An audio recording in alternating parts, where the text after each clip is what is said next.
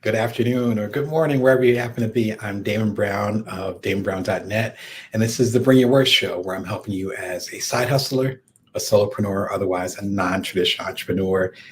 Man, it's been a minute. I actually took a big chunk of the summer off, for lack of a better term. Wasn't really off. I wrote another book, which I'll get into in a second.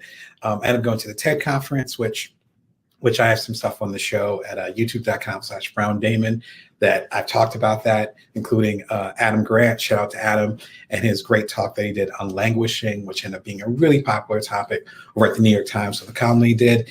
I had some time with my family, so we were able to safely travel and have a small family reunion, which was great. Spoke at the Hippo Camp conference. Shout out to Donna and other people that are organizing that over in Lancaster. So it wasn't really time off, but it was time away from y'all. And I come to you every Monday, Wednesday, and Friday. I took some Wednesdays off. So if you didn't catch me then, you saw me on Mondays and Fridays. I think I just recorded like my 150th episode. We've only been doing this since December. It is September 22nd, I believe, today. We're going. So yeah, thank you for all the support and all the love, all the books you guys have been buying and supporting the show. I had some serious milestones on the show as well. Again, I'm Damon Brown of the Bring Your Worth Show. Today we're going to talk about how to stop working too much. You can imagine that me actually taking a break over the summer. I think it's been, I was doing every Wednesday live for, I think it was 10, I think I took 10 weeks off. So most of the summer. Today, as in like an hour, it's going to be the equinox. So my favorite time of the year. So we're actually going into a new season. Felt like a good time to start. And again, you can catch me every Monday, Wednesday, and Friday at 11:30 a.m. Pacific Standard Time. Usually my Wednesdays are live, but as I mentioned, I've been taking the time off and doing other things and actually building a lot of content for the show. You're going to see some good stuff on there. I'll just leave it at that. You're going to see some good stuff on there. You can always subscribe for free at youtube.com/Brown Damon. You can click the link on there. If you're coming through on Amazon, shout out to y'all. You just go to youtube.com/Brown Damon and click subscribe, and you'll be able to get it again every Monday, Wednesday, and Friday. My main thing is helping you as a side hustler, solopreneur, otherwise a non-traditional entrepreneur. I just did a live event yesterday.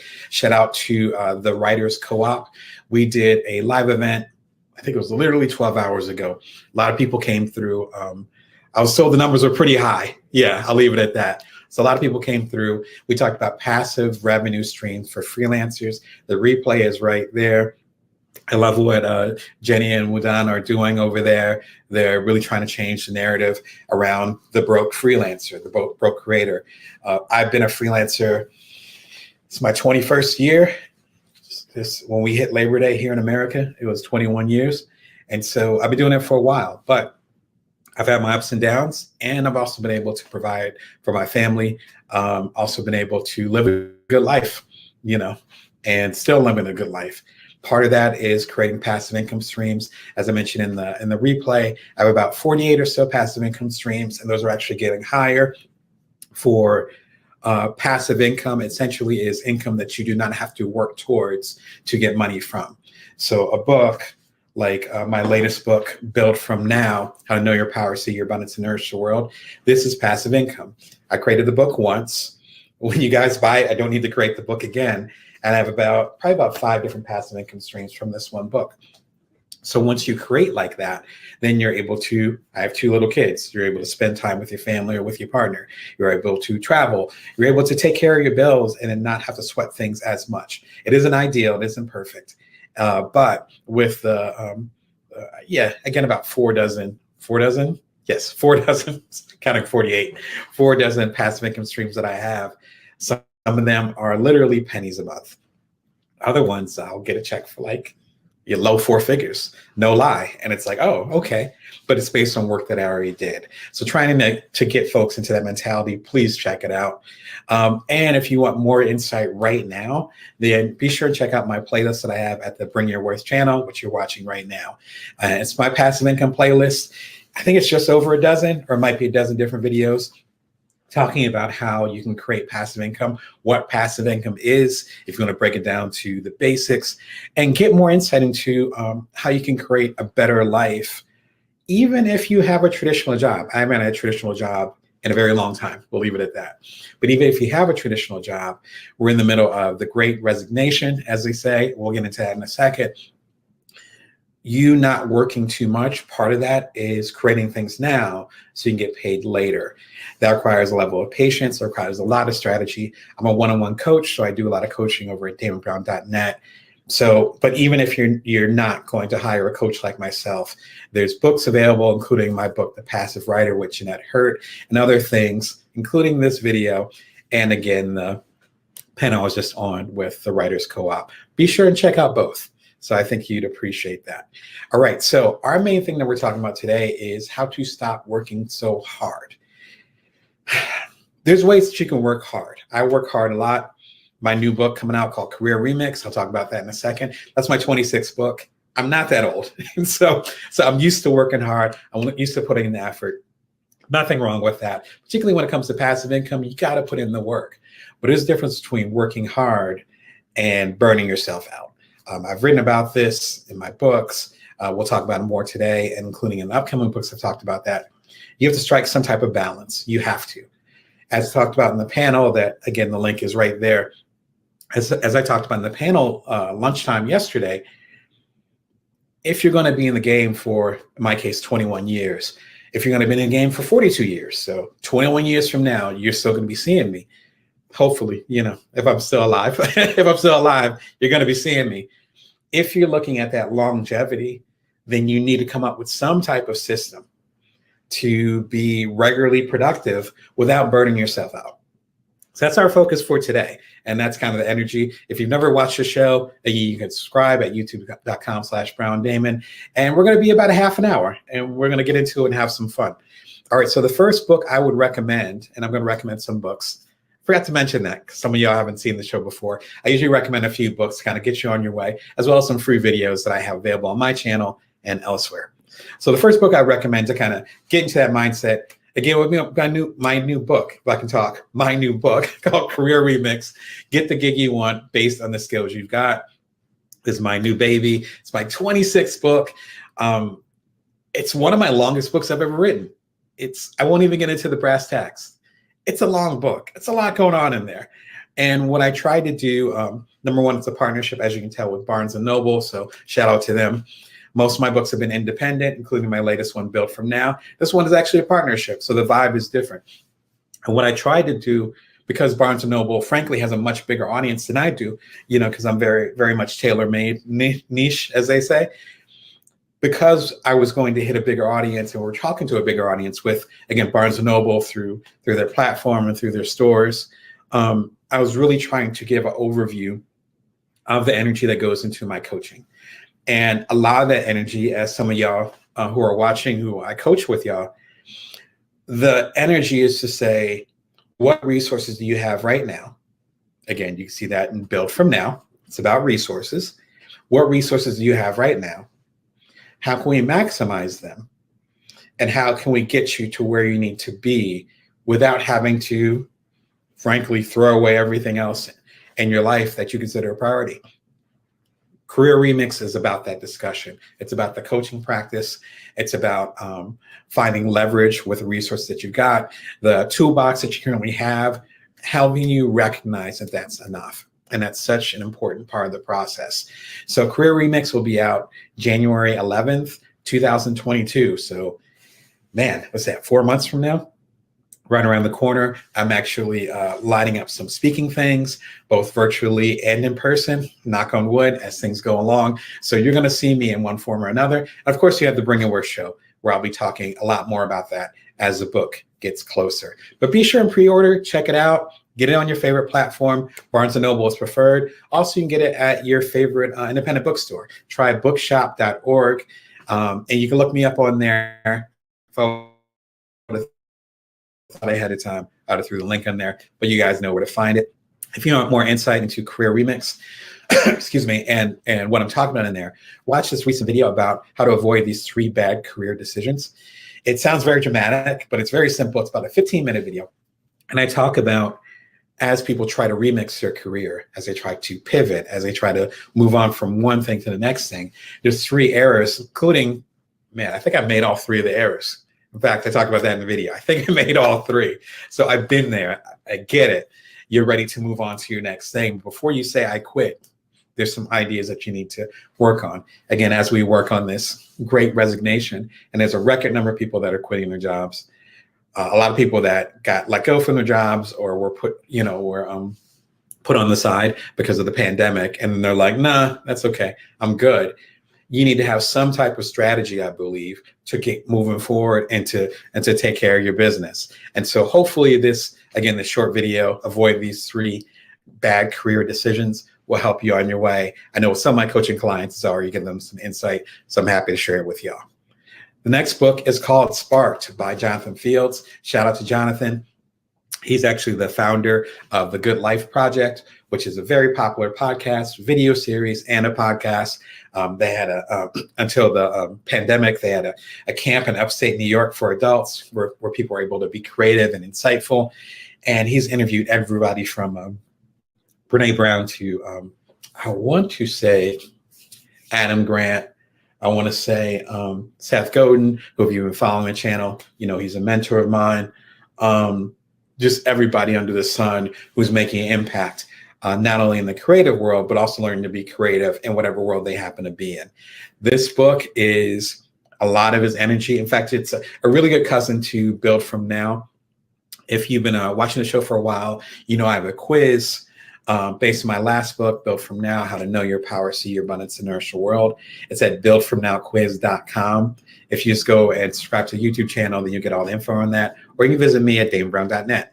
But it's at buildfromnowquiz.com. He actually found a similar thing in his longtime coaching practice. And he's been a coach and a consultant and a counselor for as long as I've been a freelancer. So well over 20 years, I believe. And so he's broken down our energies and the way that we express ourselves into 10 different archetypes, I would call them. And he calls them sparketypes. You can learn more, again, if you click on the link and check out his book called Sparked. You can also go to sparketype.com. I'll throw that link in there once we get the replay of the YouTube going a little bit later on today. But you can go to sparketype.com and take his quiz. It's completely free. I think it takes like 10 minutes, really straightforward. I learned a lot. It was great. And his book just launched yesterday. It's already #1 in the job hunting category. So Jonathan's not messing around. I'm so glad that he's getting the recognition and support that he deserves. And in fact, last week, Jonathan and I had a long conversation, and I broke that down into, I think it might be my first live conversation, for lack of a better term, where we actually were talking on video. I have one with Cal Newport, who's author of Deep Work and the recent book, A World Without Email. I interviewed him at the top of the year, I want to say February, but that was purely audio. You guys can check it out again on the YouTube channel for free. Just look up Cal Newport. And it was, again, back in February. This one was the first interview, and I was honored, where we actually talked just like you and I are talking right now. So we talked virtually. We chopped it up for like a half an hour. I took some of the best parts and turned that into 2 shows that I'm premiering on the Bring Your Worth show. And so, or network, platform, whatever you want to call it. This is the first one. It premiered on Monday. The next one is actually going to premiere on Friday. And that one gets even deeper into the Sparketype. Oh, actually, I see his book right here. See, I like the book so much, and it automatically got on my shelf. Here it is. It's Sparked. Thought I didn't have it. There we go. Awesome book. I really enjoyed it. Be sure and check out the interview that I have with Jonathan. The first part is right there. And there's also links to the second part in there. The second part will be live on Friday. All right. So the next book that I would recommend, if you're trying not to work too hard, which Jonathan got into as far as with knowing your work style, knowing where your energy is, and then leaning into that. Another book I would recommend is Subtract. I've been reading this over the summer, so I've been really taking my time, by Letty Klautz. Hopefully I'm pronouncing your name right, Letty. But shout out to you. This is a fascinating book. It's, as you can tell, it kind of has the energy of essentialism, which is also up here. You might be able to tell the thing up there. Essentialism by Greg McKeown. And it has this energy of what don't you need in your life. If you've been following my work at all, you know, and if I could show my office, there's not much here. I'm very much into taking care of whatever I need, taking care of whatever I absolutely desire in the best way possible. And then all the rest can go away.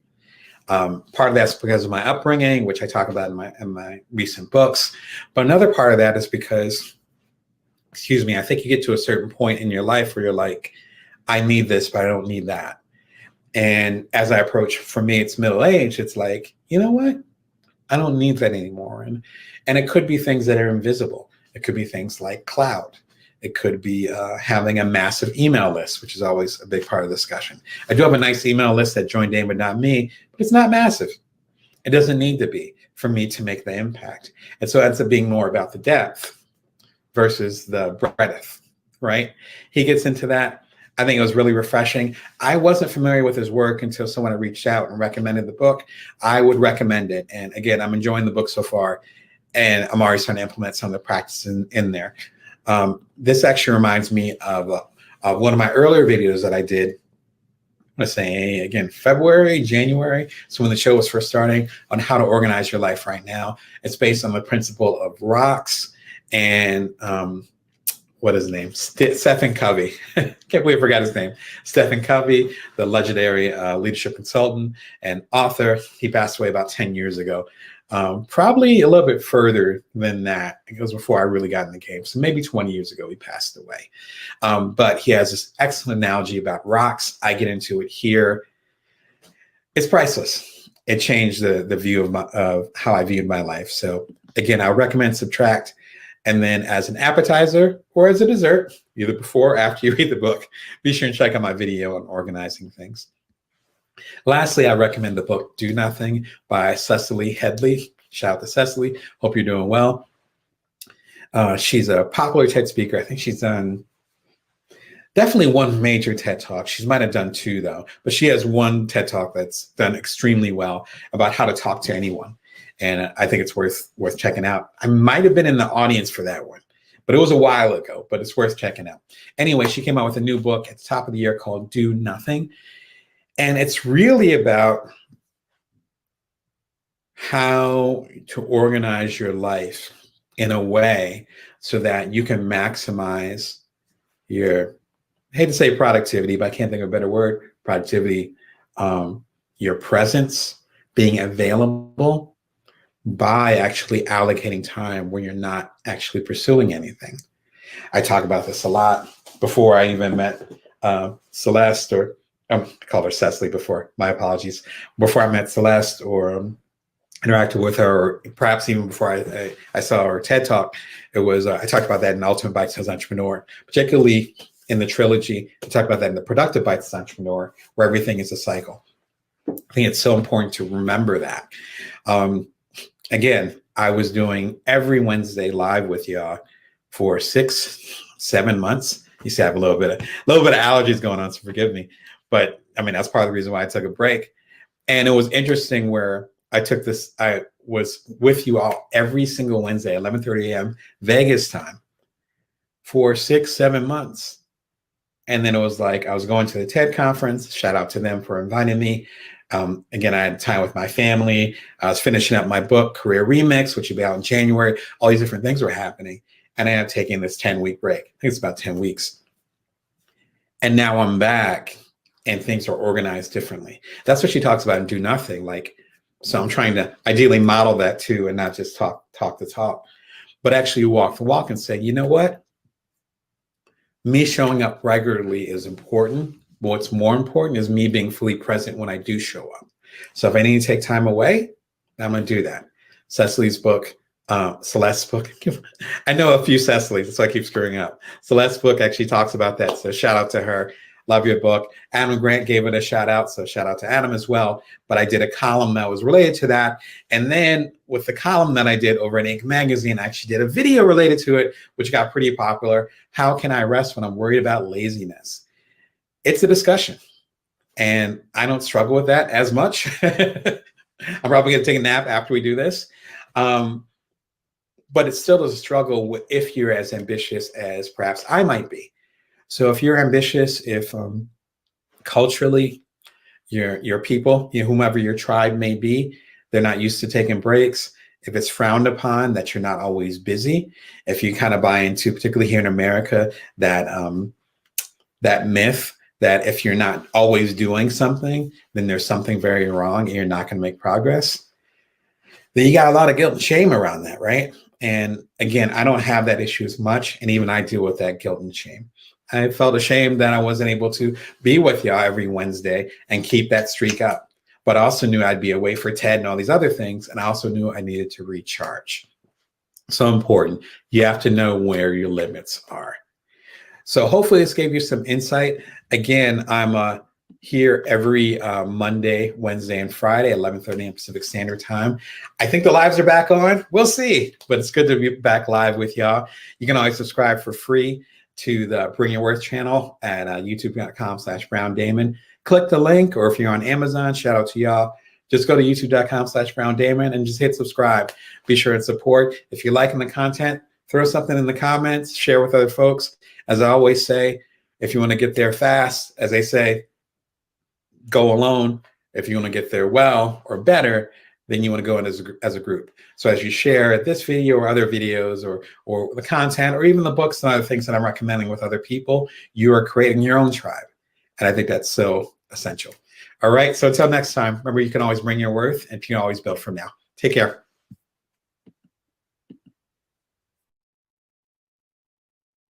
Good morning, good afternoon, good evening, wherever you happen to be for my international viewers. My name is Damon Brown of DamonBrown.net. See it right there. You're watching the Bring Your Worth show. I'm here to support side hustlers, solopreneurs, and other non-traditional entrepreneurs. I'm here with you every Monday, Wednesday, and Friday at 11:30 a.m. Pacific Standard Time, Vegas time. And I'm bringing you hopefully the best of my coaching practice. I have a one-on-one coaching practice, again, over at DamonBrown.net. I swear one of these days I will get the side right. DamonBrown.net. I have one-on-one coaching practice where I help a lot of y'all as side hustlers and solopreneurs trying to find work-life integration, because I think we're past the work-life balance at this point, and build amazing careers based on actually having a life. When I lived in Silicon Valley, there's so many people that said you couldn't have a life and make impact on the world. It's like you had to sacrifice your personal life to make an impact. And with my 2 startups that I did while I was a primary caregiver and still am of my 2 sons, I realized it's different ways to do it. And you can find success with that. Again, I'm here with you every Monday, Wednesday, and Friday, 11:30 a.m. Pacific Standard Time. I'm live almost every Wednesday. You can actually subscribe for free at youtube.com/BrownDamon. And shout out to y'all over in Amazon land on Amazon Live. I appreciate your support. I've been on Amazon Live, for a while, almost as soon as I started the show last December. So it's been pretty exciting to learn more about Amazon Live, connect with y'all over on LinkedIn and LinkedIn Live. Shout out to y'all and get the comments and the fun connections. And of course, with the main channel over at youtube.com/BrownDamon. This is probably the 165th episode. I mean, we just had Halloween here in the States. It's a lot of episodes for less than a year, because I started around Christmas here in the States last year. I guess Christmas is at the same time everywhere around the world. Again, I'm trying to be thoughtful to the folks that are abroad that are listening to this, and I appreciate y'all too. In fact, if you go to the YouTube channel and check out almost any of the episodes, I've actually went back through them, made them a lot more user friendly, and almost all of them are available in about 12 different languages, including Hindi, which I have Hindi folks in my family, and German and Japanese. I love Japan, so I spent a lot of time there. Or actually, I didn't spend a lot of time there, but the time I spent there was very valuable when I was much younger. So shout out to y'all in Japan. Hope y'all are doing well. So really trying to make it more universal as I connect with more people around the world. Speaking of that, my new book, Career Remix, Get the Gig You Want Based on the Skills You've Got. It's coming out January 2022, whatever next year is. It's coming out in a few months. I know that. It's through Sterling Books. Shout out to them. I'm happy to be able to do a partnership with them. If you've been following me for a little while, you know I have my own imprint. My last book, Built From Now, How to Know Your Power, See Your Abundance, and Nourish the World. Thank y'all for supporting it. This was the last one I did on my imprint on my own. And then I want to do something different. And they were down for that. And so Career Remix is my first partnership with Sterling Books, which is part of Barnes & Noble. So it's going to be a lot of exciting stuff happening. Whew, it's going to be a fun 2022. Yeah, 2022 is going to be different. The show is going to still continue to go on, literally and figuratively. And it's going to be a whole lot of fun stuff that I have planned. It's going to be around this book, Career Remix, Get the Gig You Want Based on the Skills You've Got. Discusses the Great Resignation, as Wall Street Journal and other folks have talked about, where so many people, particularly here in America, are quitting. But the question is why, number one. But the deeper question is, what are they going to do after they quit? This will be a primer, ideally a blueprint for the many pivots that I've made, from a traditional newspaper journalist to becoming a public speaker at TED several times, to becoming a coach, to becoming an entrepreneur, to becoming a stay-at-home dad. And there's so many different parts to it. And I hope to guide you with it, with the hundreds of people that I've coached. The trailer just went live a few days ago. I appreciate all the love. Sterling actually just put it on their Instagram, so I'll be sharing that on my Instagram as well. But you go to Sterling Books on Instagram, and you can see the trailer. I also have the trailer on my own stuff on Instagram at Brown Damon, and then all the major platforms except for Facebook. But guess what? I got people that are putting on Facebook. Much love to y'all, and I appreciate the support. All right. So for today, guilt-free self-care is so important. If you're familiar with any of my work, or if you've been watching the channel for a little while, you know it's really important to me. You might be able to tell, but my voice is strained because my sinuses are kicking my behind this week. I am in Las Vegas. You think it's always sunny here. It is not. We've had some clouds. And around this time of year, like early fall going into Halloween, it's hit or miss. Sometimes I'm okay, and sometimes I'm all congested. So, you know, shout out to the people where I've moved meetings. I pushed up to next week. You know who you are. I haven't forgot about y'all. But I think there's ways that you can preserve the business relationships that you have. I run my own business. I don't have like, a bunch of assistants. I don't have a corporation or anything. It's me. I'm a solopreneur, just like a lot of the people that I'm helping as a coach, and ideally through my books and through this channel. And there's ways that you can do that, take care of yourself without losing your business. I think we tend to get afraid, understandably. Like we call it, or actually it'd be more, later on I found out it was Carol Dweck, who's famous for a book, Mindset, about the fixed mindset versus the growth mindset. But before I had even had those terms, a lot of colleagues of mine, particularly in the freelance world, will talk about this, where if you start your own business, whether it's a little startup, if it's a small or medium-sized business, a mom and pop shop, whatever, you start as a freelancer. I've been a freelance writer for 22 years now. You do something like that, and you're like starting from scratch for the most part. Even if you have some connections, you start from scratch.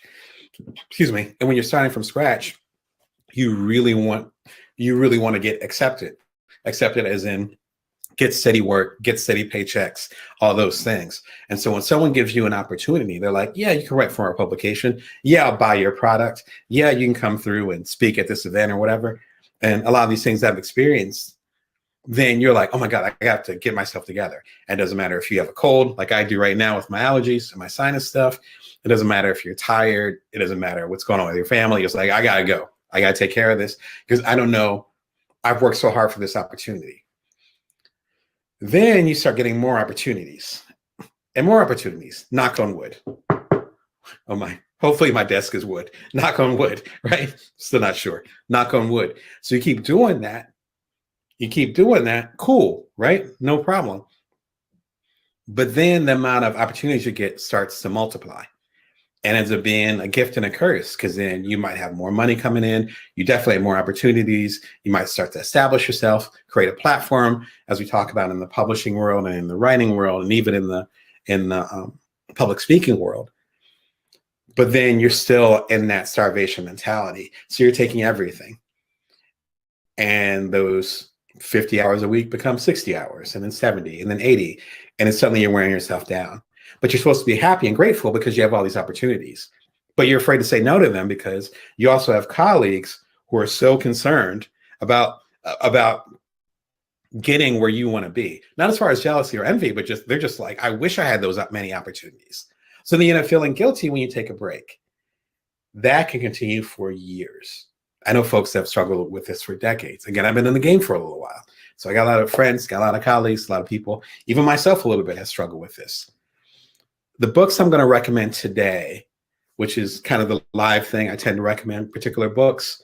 And again, if you're on Amazon Live, you can click on there and see the books. I have the links that are live. If you're links that are live, live links, they are live, live links. That's what you call them, right below where I'm pointing my finger, all down on my YouTube channel, excuse me, as well as on my on LinkedIn or wherever you happen to be watching, but you'll see that right there. So if you're not on Amazon Live, don't fret. You can always click the links.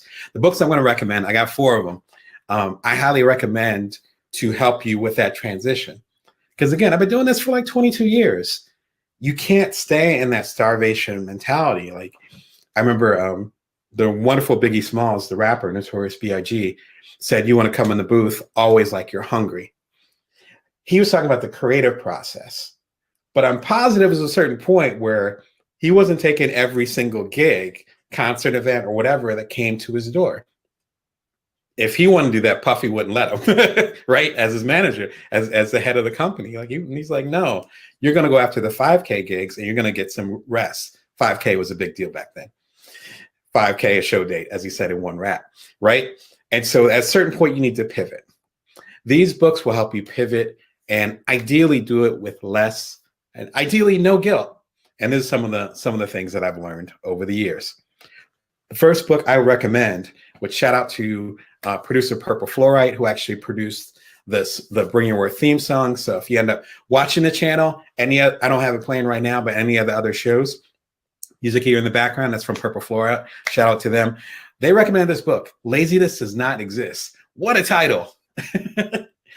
And we're talking about, because we were catching up when we were talking about the book, and I was like, oh yeah, I haven't read that book yet.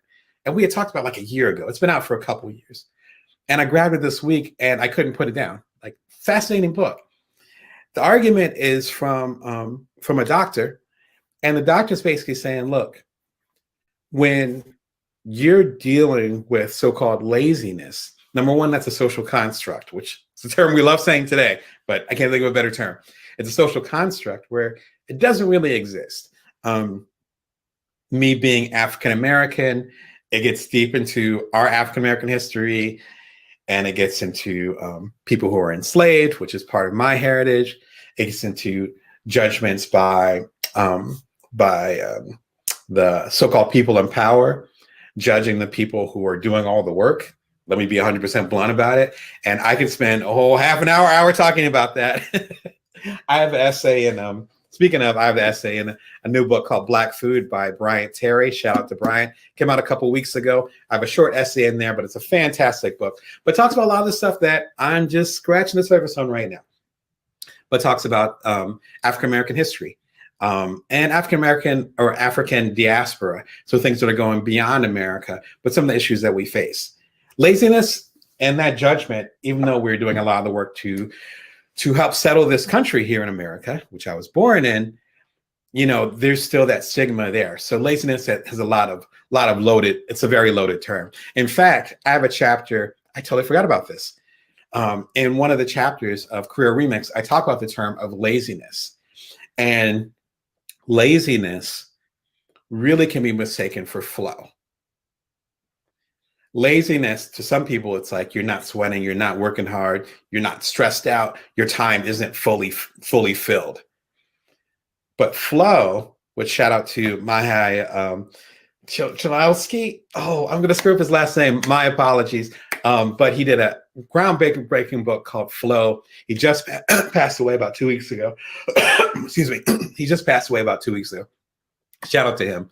But what he talks about is being in the flow of things. That term about being in the flow of things, that came from him in his groundbreaking book about a quarter of a century ago. But I could be mistaken for flow or mistaken for laziness. When in reality, it could just be there being certain social expectations on you that you're not fitting. There could be a capitalist system that's putting pressure on you to be more productive when you really shouldn't be. Or lastly, you could be actually burnt out or need a break. There's a reason why your body's reacting like this. Me, like having my congestion right now, mild congestion, nothing serious. Just, a couple times a year, I get these issues and it's time for me to sit down. I took a break right before I did the video. After I do this video, I'm going to go lay down. That's being respectful of your body. And I've constructed my world as much as possible to allow that to happen. This book goes deep into it. I feel like I have not given it justice, but it's a fascinating book. I'm about halfway through right now, and I'm really enjoying it. I would highly recommend it. A good pairing with this, if I can be your sommelier, is Why Am I Burnt Out? It's a video that I did maybe February, March of this year. Super short, like 6-7 minutes. Again, part of the Bring Your Worst show. You can subscribe for free. And it gives context as far as the 3 different ways reasons why you could be feeling burnout. It's actually based on a theory that I have in The Ultimate Bikes as Entrepreneur, my bestseller from a few years ago. Shout out to y'all that supported it in the past and now. It's still going. But I talk about the cycle of productivity in here, and I get deep into it. Even though it's only 7 minutes long, deep into it in this video. So it might be a good pairing for you. Next book I'd recommend. Speaking of health. Next book I'd recommend is Why We Sleep. Fascinating book. I actually saw the author speak at TED. Last time we had a in-person TED, like a real in-person TED. I was at TED over the summer, but it was TED Monterey, so it was a little bit different. It's kind of like a startup TED, like a small TED, a side chain TED, whatever you want to call it. But the actual big TED, the last big one that we had, I heard him speak there. He's a fantastic speaker. I am blanking on his name right now, and I meant to put it in the notes. But fantastic speaker. It's worth looking up his TED Talk, or you can just go and click on the link as far as Why We Sleep, and then you'll be able to find his name and go from there. Why We Sleep is a fascinating book. It talks about this guy's actually a sleep doctor. Like, this is what he does. And I don't mean like sleep doctor, like, you have sleep apnea or whatever, and then you go and you get some out from the doctor. I mean, like, no, like he researches sleep, like PhD, like this is what he does. And he does all these sleep studies. And he talks about the history of sleep. And there was so much stuff that I learned. It's a long book. So it's probably about, I got the audiobook, which I would highly recommend. I think that's the link I have here on Amazon. And I think it's probably about 10 hours long, 11 hours long, which if you're used to longer books, like War and Peace, maybe it's not that long. I think the last Obama book, Barack Obama book, was like 24 hours or something. So if you're used to that, this will be nothing. But it's a relatively long audiobook, about 10 or 11 hours. And he talks about the history of sleep and why we need it so much. Like I said, I was just resting before we got on here. And I take my naps super seriously. Again, if you're familiar with the channel, if you coach with me, if you read any of my books, if you read my ink column at inkdamebrown.com, you know I take the naps seriously. So important. Whether I have kids or before I had kids, I was napping ideally every day because that's part of the regenerative process. He talks about that. This is scientifically backed. So I highly recommend it. There's so many folks that I know that want to make an impact in the world. But how are you gonna make an impact in the world if you're exhausted? You can't. Like, I have enough energy right now to talk to y'all for, it's gonna be about 30 minutes I'm gonna talk to y'all. That's what I have the energy for today, right? But if I didn't rest before this video and rest after this video, when it comes to next week, next Wednesday, I'm doing this video again, I'm not gonna have any energy because I'm gonna be exhausted. My kids are gonna be at home and I need to make sure that my partner and I are good and all this stuff. If you don't take care of yourself, then how are you gonna make an impact in the world? That's the bottom line with this. He does not directly say that at all, but he does explain why sleep is so essential to us. And we're so willing to sacrifice sleep for things that in the long run don't matter. All right, so a good pairing for this would be why you can never catch up on past sleep, work, or time. There's another video that I did, general catch-all, talking about why we really can't catch up on those things that we miss. So again, the rest that I'm getting today, if I don't get it today, the body never really catches up. Excuse me. He totally gets into this in Why We Sleep. Again, highly recommend it. Just grab the book, particularly the audio book, particularly if you're feeling guilty about resting. That will change your mind. All right. Another book I would recommend would be Subtract. Excuse me, Subtract. Sorry. Like I said, my throat's going, so it's going to be, unfortunately, I can't edit it out by Lady Klotz. Shout out to Lady. This book was recommended to me at the top of the year, and I've really enjoyed it so far. And the main purpose is it talks about how less is more and how much do we actually need. I think about this a lot with, again, my coaching practice, with with all these videos that I've done with y'all, with the keynotes that I do, like just trying to see what will make the biggest impact. I'll give a quick story. When I first launched the Bring Your Worst show, again, it was like December 22nd or so of 2020. I know. You're probably like me, you got the years all mixed up.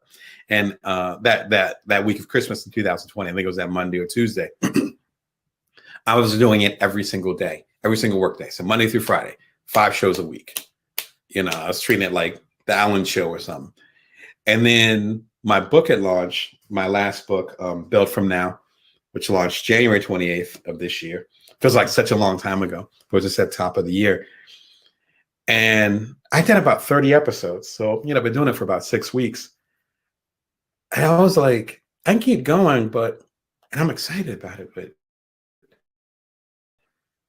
can I do this? Like, how long can I do this? You know what I mean? Like, you ever have that moment where you're like, I could do this now. I have the energy up. It's like you're running a marathon and you got 26 and you're on like 5 and you got like a super fast pace. And you're like, yo, I feel good right now, but I got like forever to go. Like my destination is a minute. Is this the pace that I want to keep? And I said, no, that's all right.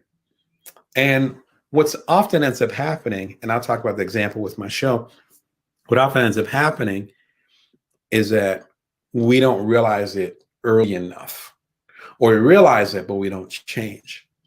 Imagine if I was saying, you know, my shows every Monday, Wednesday, and Friday, 11:30 a.m. Pacific Standard Time. So Vegas time. Like if you watch any of my videos, you hear me say that, right? Except for the early ones, again, the first 30. And I'm approaching a year anniversary of the show. Imagine if for the past year almost, I would be here every Monday, Tuesday, Wednesday, Thursday, and Friday. Then suddenly I'm going to go Monday, Wednesday, Friday. That could throw everything off. Forget the YouTube algorithm and LinkedIn and all the tech stuff. Forget all that. Just my relationship with y'all. This is what I care about. I don't care about the algorithm. I care about you, right? My connection with you directly, one-on-one or one-to-many, however you want to describe it. Then suddenly I'm like, no, the show is not on Tuesdays. You might get into the show on Thursdays at 11:30 a.m. when you're getting off your night shift of work. And suddenly I'm not there. I'm not showing up for y'all.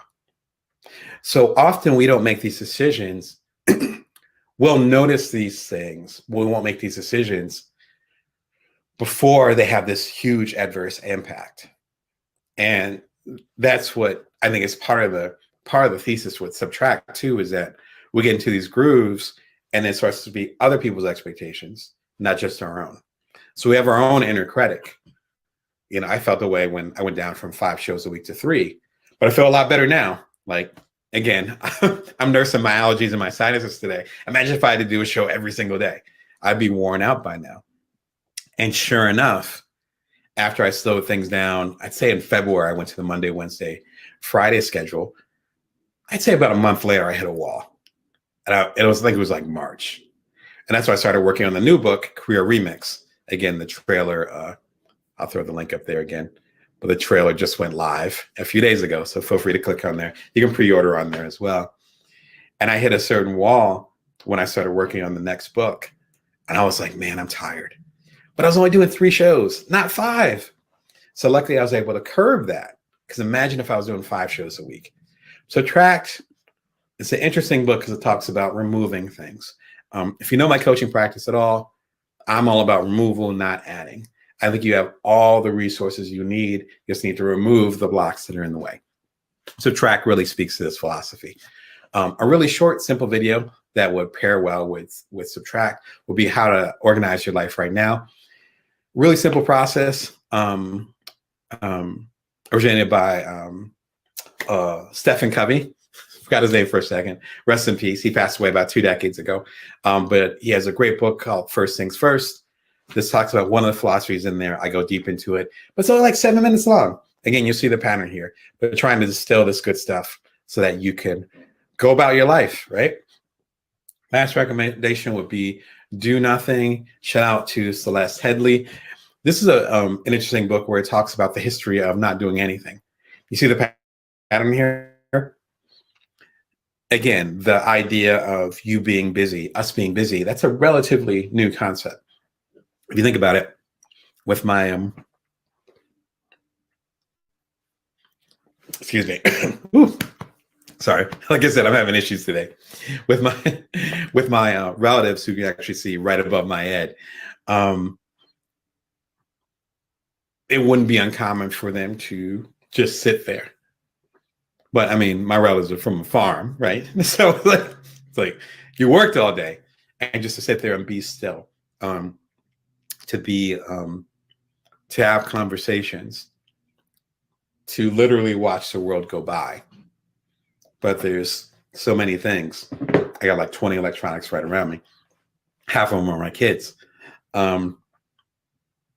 That ability to pause, and not pause like I need to get away. I'm going to go to the Cayman Islands. I wish, but I'm going to go to the Cayman Islands and just chill out there for a little while. No, not like we're going to go on vacation for a week and, just, wow, there's a beautiful sunset outside. Let me go and sit and not feel like we have to be productive every moment. I had this experience. I talk about that in my newsletter at joindamon.me. You can have the whole archive for free. It's every Wednesday at 5:55 a.m. Pacific Standard Time, Vegas time.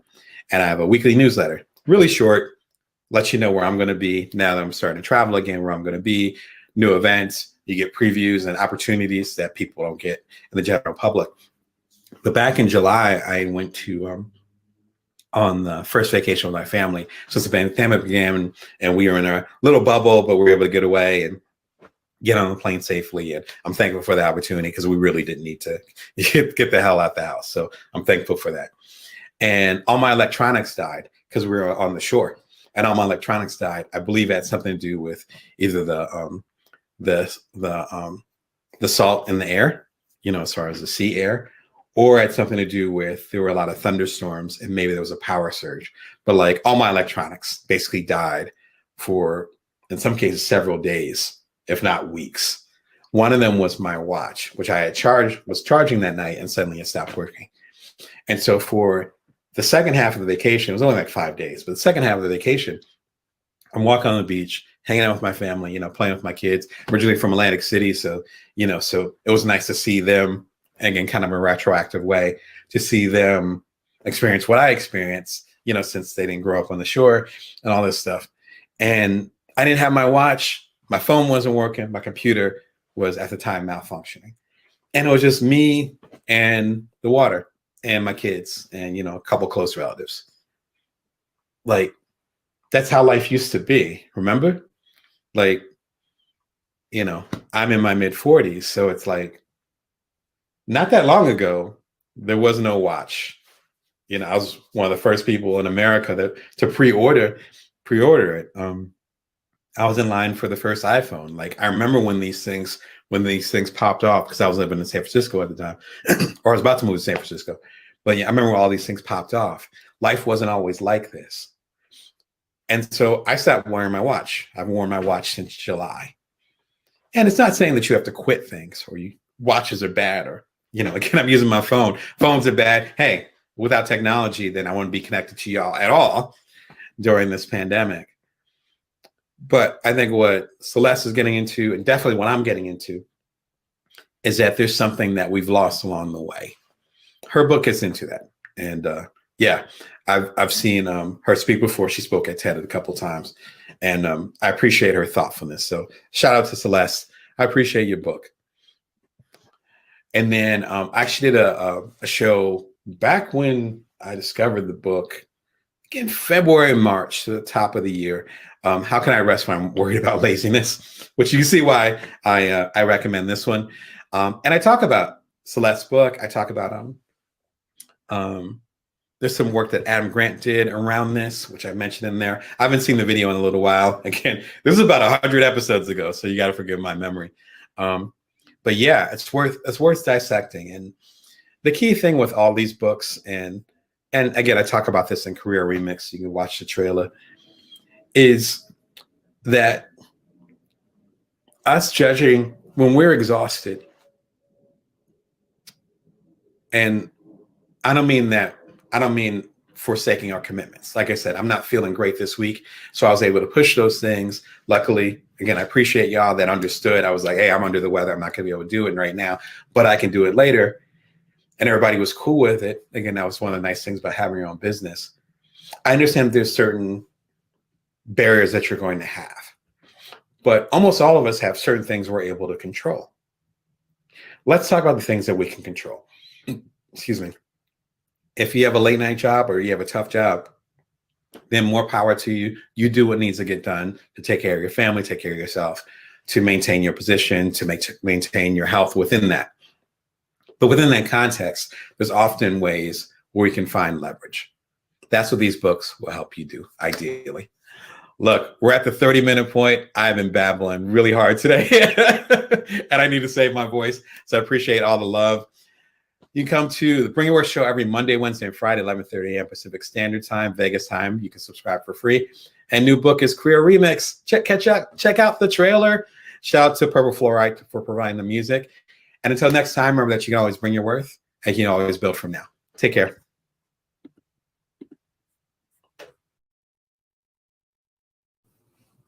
Hey, this is Damon Brown of DamonBrown.net. You're watching the Bring Your Worth show. Let me get you guys on board on Amazon Live. Shout out to everyone listening on LinkedIn, on YouTube, on Twitter, or on the platforms. There we go. All right, what is going on? My name is Damon Brown, DamonBrown.net. You're watching the Bring Your Worth show. I'm here to help you. If I can talk today, I'm here to help you as a side hustler, a solopreneur, otherwise a non-traditional entrepreneur. We're almost at 250 episodes of this show. You can catch it every Monday, Wednesday, and Friday, 11:30 a.m. Pacific Standard Time, Vegas time.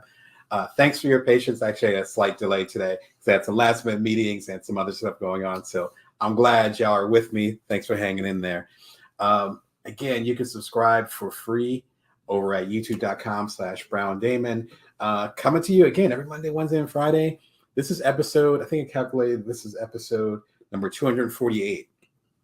And we got Friday, we got Monday. So next week, we are finally hitting 250 episodes.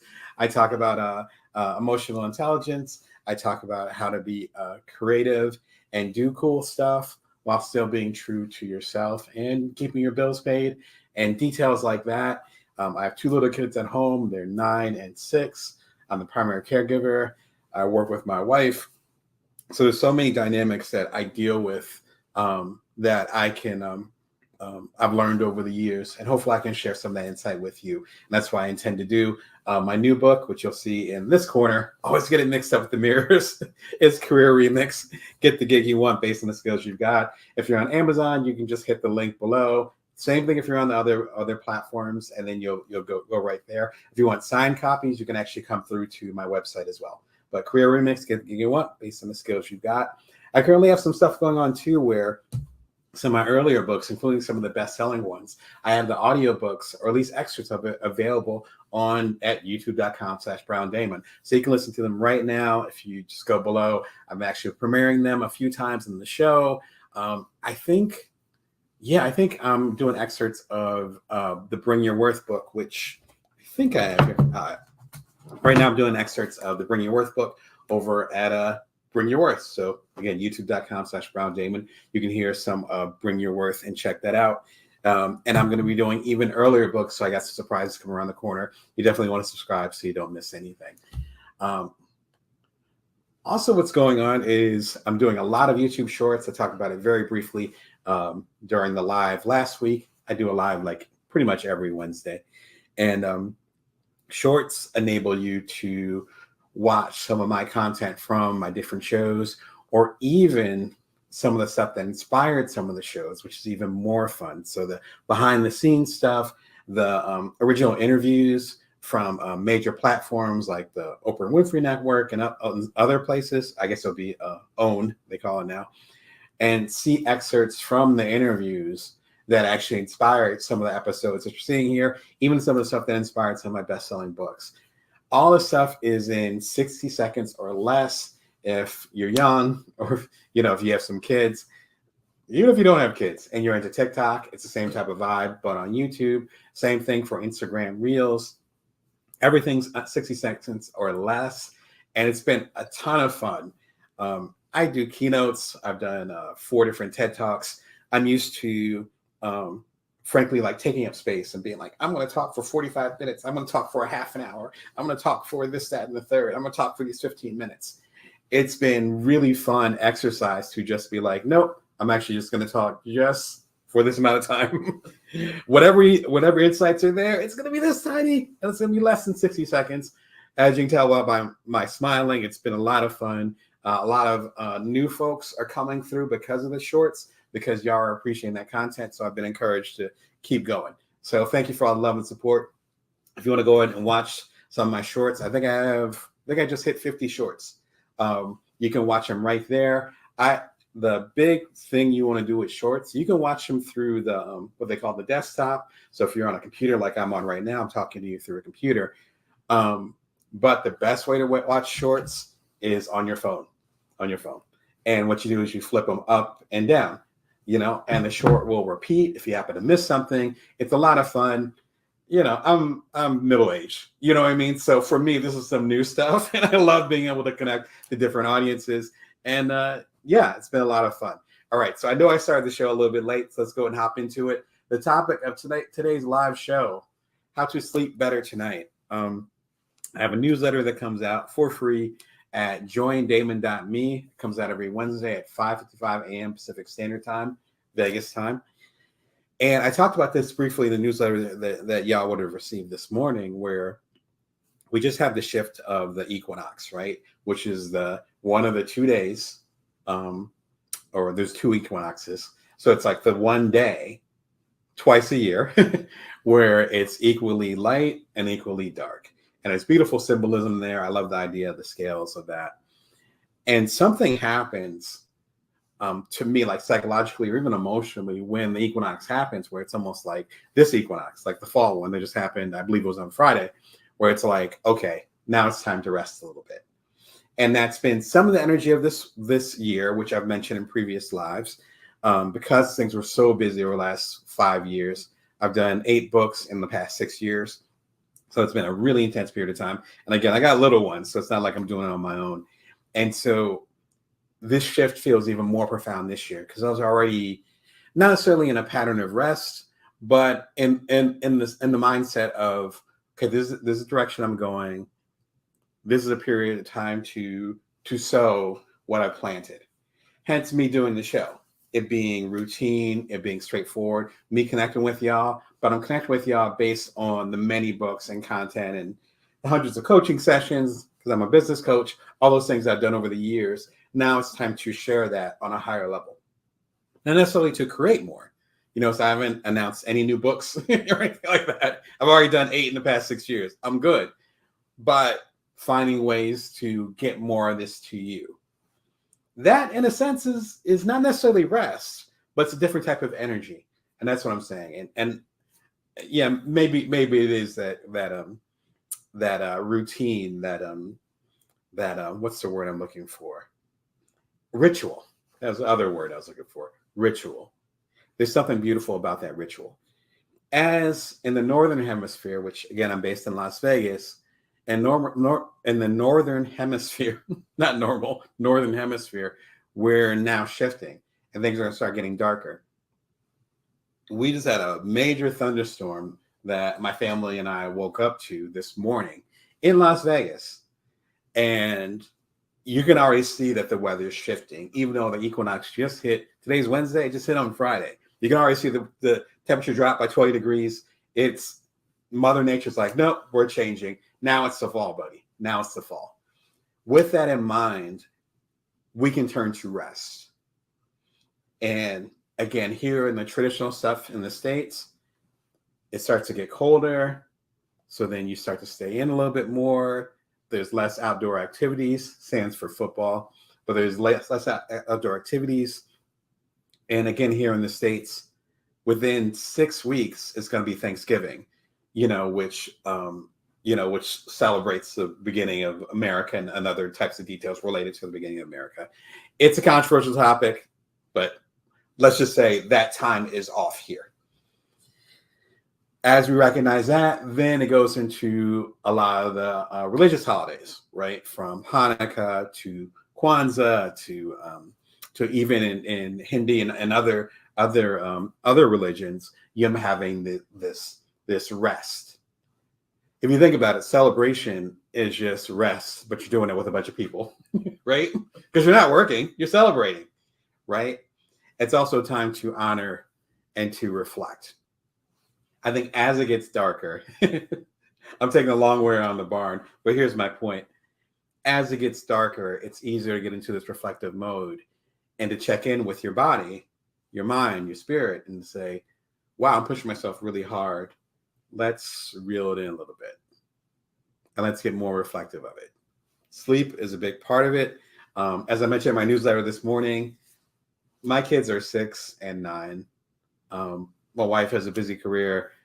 I got a busy career, as I just talked about a few minutes ago. Sleep is a premium. Sleep and quiet time. And unfortunately, those two things, sleep and quiet time, at least for me, are essential. And so over the almost 10 years that I've been a father, it's like, how do you find that time? And how do you make that time? And for the time that you do have, how can you make the sleep better? And so today I just want to focus on a few tools that can actually make your sleep better, make your sleep deeper. I am not a sleep expert. You can see the bags under my eyes. So I am not, but as I learn, my excitement is passing things on to you. So that's what I'm going to try to do. So there's a TED Talk here. There's actual tools here, even some fun stuff that I'm going to go over. So let's get into it. It's only 3 items, but let's see what's happening. All right. Why We Sleep by Matthew Walker. Love this book. I think I put the link to the audiobook. Get the audiobook. It's fantastic.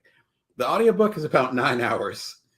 And as I've said before in previous episodes, it's not conducive to sleep because it's such an addictive book.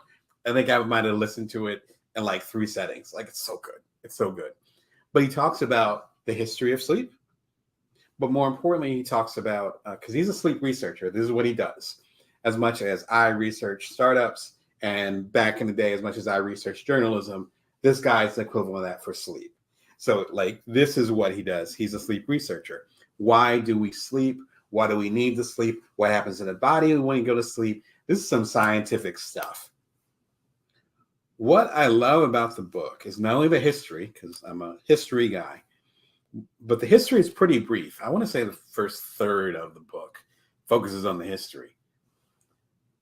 The remaining 2/3 or so, or maybe even remaining 3/4, it focuses on what's happening to our culture because we lack sleep, and we do have a sleep crisis because people aren't sleeping as much because, unironically, I'll show you, because of the phone, because of the blue lights that come from the technology, because we're reading on our digital reading devices in bed and going to sleep, because you see the reflection in my glasses. We have unnatural light coming in instead of just depending on the light, because we're not shifting our schedule based on how the sun is rotating, right? Because sun didn't get up here till around 6:30 or so, especially with the storm. But we still got up at our normal time in our household because we're based on doing these schedules based on, schedules versus based on where nature is right now. That's what I think is so lovely about the equinoxes. It's like that check-in. It's like, all right, it's going to get colder. You're going to start feeling sleepier, and you're going to remember how tired you are. There's different things that we've sacrificed with our so-called modern culture. Going from, I think the word is egalitarian, from egalitarian to industrial to the technology age that we're in now. Like, what are we sacrificing along the way? Particularly, again, health-wise. He gets into that. He gets into how much sleep you actually need, depending on your age range, and gets into different studies that are based on science. That's what I think is great about it. There's other books that talk about the history of sleep. Sounds like a kind of book I would write, because I love, particularly back in the day, I would love writing about pop culture histories like that. But he's different because he's actually an expert. This is what he does. And hearing that opinion is great. He actually has a great TED Talk too, which I forgot to link in here, but I'll go ahead in the replay. I'll be sure and put the link in there. But it's excellent TED Talk. I actually was an audience when he did TED Talk. If I remember correctly, it was fantastic. He had us on the edge of our seats. A good companion to this, which is a previous episode. In fact, I think this episode of the Brainwash Show ran maybe a month ago. Brene Brown on how to slow down without losing your business. I actually took a semi-break, for lack of a better term, from some of my regular businesses in the spring. My health was wearing down because I had allergies. It was the spring, so I had to get my allergies in check. My boys needed a lot of stuff because they had spring break. I went to the TED conference. I did my first in-person speaking engagement since the pandemic over in Benton Harbor. Shout out to Lake Michigan College. That's also linked in there too. If you go to the youtube.com/Brown Damon, you can listen to a replay of my keynote that I did back in late April. And so it was a good, solid series of weeks where I was not available. Like I was traveling, I was taking care of my family, I was taking care of myself, I was resting, or I was, doing a speaking engagement or whatever. And there's certain things I set up in my business that I was still getting paid. So I was still taking care of it. So still helping take care of my family, still make sure the bills got paid, things of that nature. Part of that is passive income, of course, which I talk about a lot in this channel. But part of it too is creating systems where there was enough, a lot of my stuff is content. So there's enough content and other details happening where you could tell stuff had slowed down a little bit, but I hadn't gone away because I still have my presence. I talk about that, how I did it, break it down, and why it's so important to build in the systems. I talk about that a lot in Career Remix. Build in the systems so that you can step away from things. So you can't afford to be sick. So you can shift your priorities. So you can build side hustles while doing other things. Like there's a way to create almost like a scaffolding or a structure that will keep things intact without things going crazy. That's really important to do. If you don't have that, then you can't deal with the psychological part. And I talk about the psychological part as far as us having, hence the Brene Brown part, guilt and or shame for taking a break. We feel like we need to be busy all the time. That is such an American thing. And some of y'all are overseas. You're probably thinking I'm talking crazy. Some of y'all Americans are nodding your head. And the more that we travel, the more we get out, the more we realize, wow, we're wearing ourselves down to the bone. It doesn't make any sense. Even earlier today, I have a lot of stuff going on, and I squoze in. I think squoze is a word. I'm going to use it today. I squoze in a nap, and because it was a stressful day with the kids, and it was a stressful day with work. And it was like a million different things going on, and it took all my willpower to stop and be like, you know what, I'm going to stop. And I napped for like a half an hour, just a quick cat nap, half an hour, set the alarm, and I feel great. In fact, I don't think I'd be able to show up for y'all at all if I didn't stop.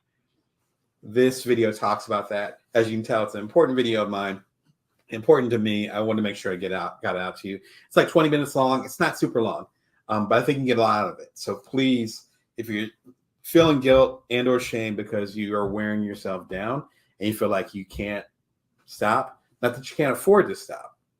I've been there too, but that you can't stop because you think that the world's going to stop spinning, please watch the video. I highly encourage you. In fact, if there's anything that you get from this, please watch this video. All right, let me get off my soapbox. All right, the next one I recommend, speaking of allergies, see, you can tell the weather's changing again. The next one is actually pretty unusual. It is Lithograph Blankets by Lithographs. I have the link right there. No affiliate or nothing. I just mess with them heavy, as they say nowadays. I would say some other stuff. I'm trying to keep this PG-13, but I mess with them heavy. I love these folks. This is actually one that I got from a gift. Thank you, Mom. And what it does, it's actually a blanket that uses the words to whatever book you're into. I think you can do custom ones now too. I can't remember. I'm sorry, I messed with my microphone. Give me a second. See, I'm knocking stuff over with the blanket, and hopefully you guys can hear me now. But so this book is actually, forgive me, I cannot remember the name of the author. I'm actually on Amazon. That's crazy. You can look up the author. And again, I can put it in the post notes too. But the book is called The Buddha Walked into a Bar. So obviously, you see the Buddha, but then what he's actually made of and the background are the words from the book. You know, the Buddha walked into a bar. So if you look really closely, there's no way you can see it from the digital. But if you look closely at this, these are the actual words. And this blanket is my nap blanket. I'm going to go old school, like, like my youngest one in kindergarten. Like, this is my nap blanket.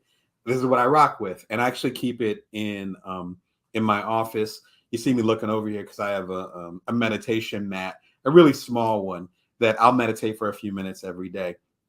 But I'll keep that in the corner along with this blanket. And so if it's days like today where things are just too much or it's crazy or I didn't get a whole lot of sleep last night, ironically, I know I was going to talk to you guys today. I didn't get a whole lot of sleep last night, because there was a lot of stuff going on well into the evening. And then, this morning was a normal morning, like I said, and we had to keep the train going. And so days like this, and it's rainy outside in Las Vegas, we get like 10 rainy days a year, maybe 20, And so it's like, this is a perfect day to take advantage of this. I'd recommend creating that kind of habit. And it could be, not everybody can nap for that short period of time. I've been napping for decades at this point. So my body's used to it. I'm used to shutting down and being able to be available for y'all. But even if it's just like the people that I know that I talk to about napping, even some of my coaching clients, they're like, well, I don't know how to nap. Well, you don't have to nap. You can just lay down. Just be quiet for a second. Put your phone to the side, grab a blanket. I nerd out on these blankets, number one, because they're super comfortable, because you got the softness on the inside. Mine is a little bit gray, so you don't have it for a while. I do wash it, just it's old, right? So it's gray over here. And then, of course, you if you're into literature, excuse me, if you're into literature like I am, to be able to have like your books on there is fantastic. This is not my book. This is a book that I read several years ago that that was a wonderful, wonderful gift. So creating that routine, creating that energy, and you checking in and saying, I'm going to take 5 to meditate. I'm going to take 10 minutes to lay down for a second and just be still. Not be on your phone, just be still. In my case, I'm going to take a half an hour and I'm going to go to sleep. Again, some of our bodies don't work like that. Mine happens to work like that, not only because I think it's an innate thing, I think I'm drawn towards naps. I like sleeping, but also because of the routine and I'm used to the habit of it.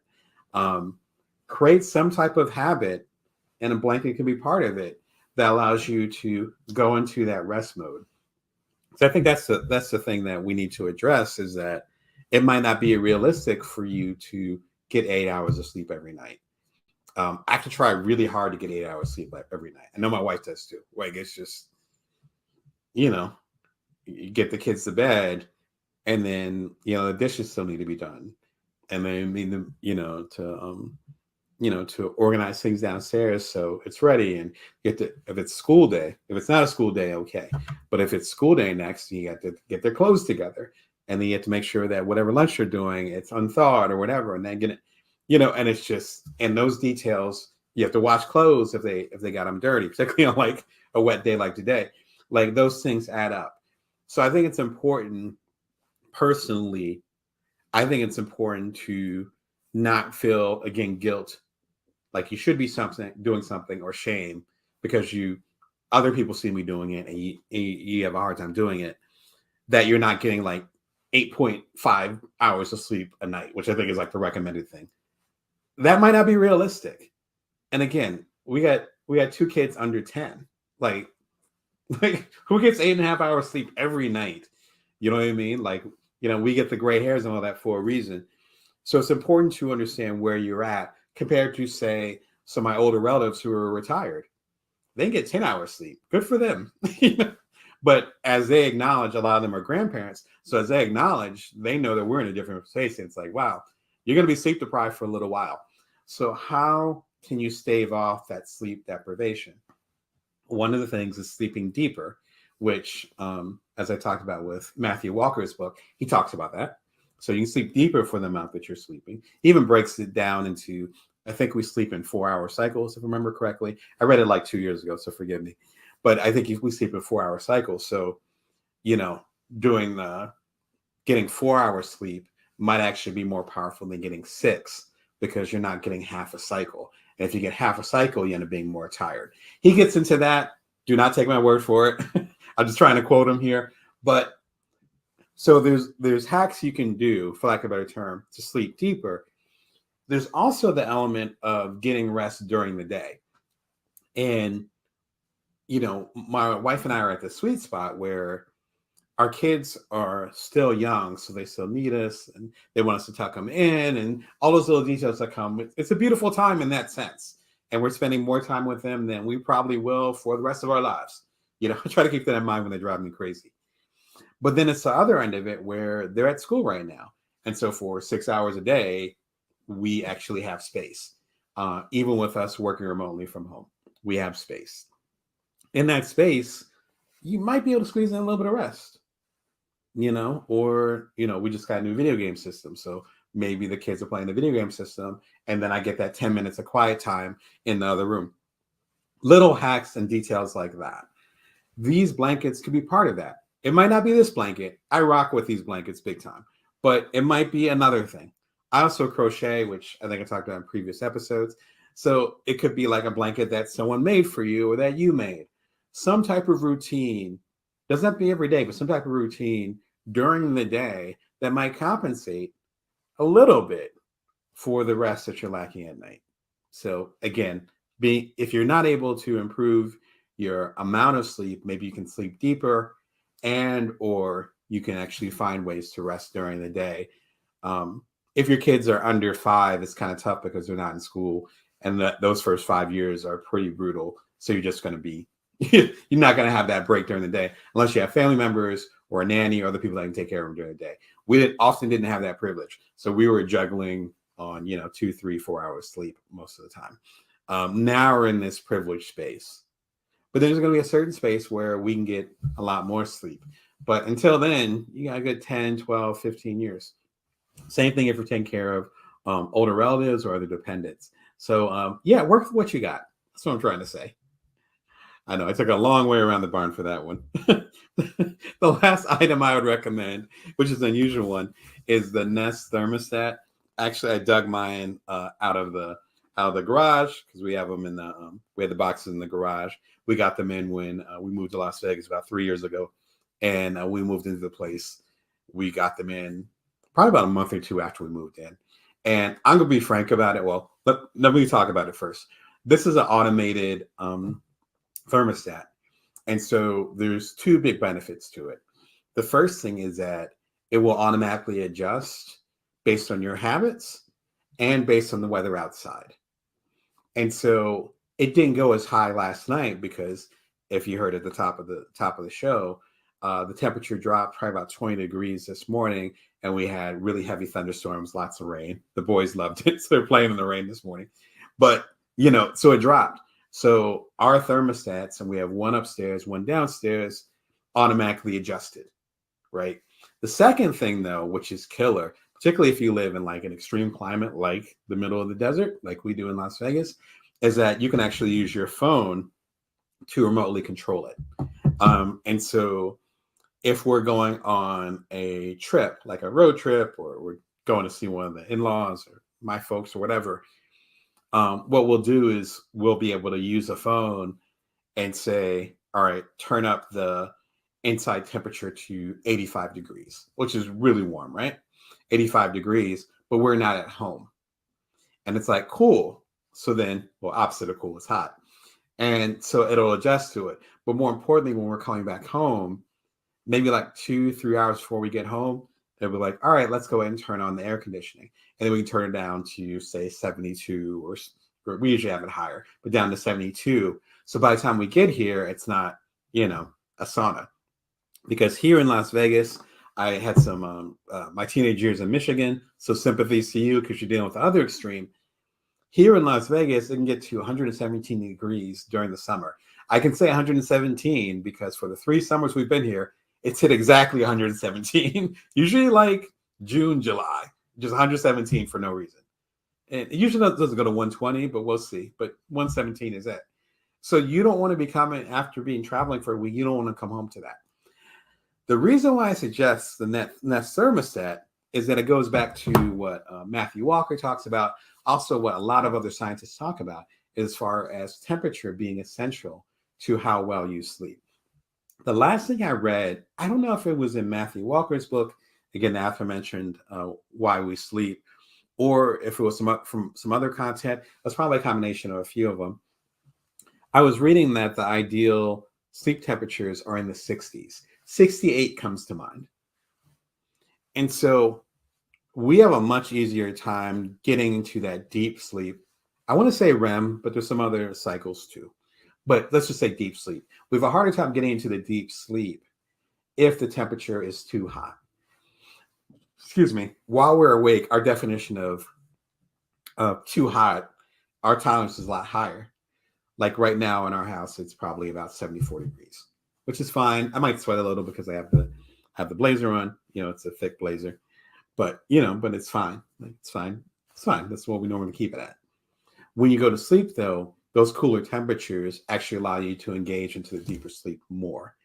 I think it allows you to get in there quicker and to get in there more, if I remember correctly. Again, please check out Matthew's book for the details.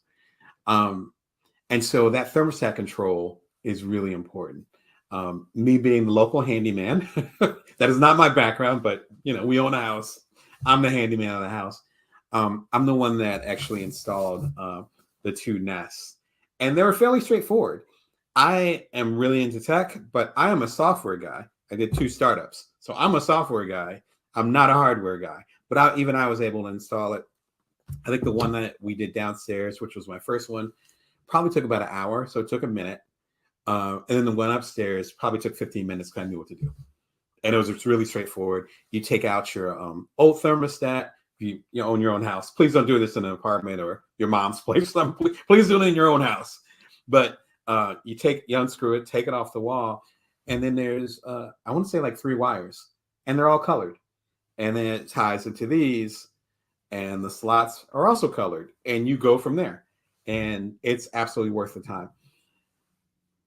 If you're in bed and you're trying to get cozy and it's too hot, or you get in bed and you forget and all that, or the opposite, again, shout out to my folks in the Midwest. It's going to start getting cold there. For some of y'all, it's already cold, right? And you need to turn up the temperature and all that. You can do it from your phone. It sounds basic for me to spend 5 minutes on it. I got to say, though, because I wasn't quite feeling it at first. And then a couple of days into it, I was like, oh, I get it. Because that cold walk across the cold floor, which is what I grew up in. Again, growing up in Michigan, originally from the East Coast, but I had my teenage years in Michigan. I know that walk across the cold floor to turn up the heat. Or the opposite, where, you're sitting there and you're sweating. And during the summer here, there's been times where my family's gone to bed and it's been 3 figures of degrees. I'm not exaggerating. Some of those summer nights are like 101. If you think about it, if it's 117 during the day, it doesn't cool off. So to be able to regulate your sleep, I think it's much easier to have those distinct temperatures. And again, because we have 2 floors, we're able to adjust things. So like when in-laws are visiting or whatever, we're able to adjust things based on who's sleeping where. So it's absolutely worth the time. I love the device. It's been great. There's a TED Talk with, I think his name is Tony Fadell, and he's actually the founder of Nest. Nest was acquired by Google, I want to say 6 years ago. And around that time, he did a TED Talk. I saw his TED Talk in person. It's online. I do not have the link to it, unfortunately, but it might be worth checking it out too if you want some inside baseball on what Tony ended up doing. All right, so let's start from the top.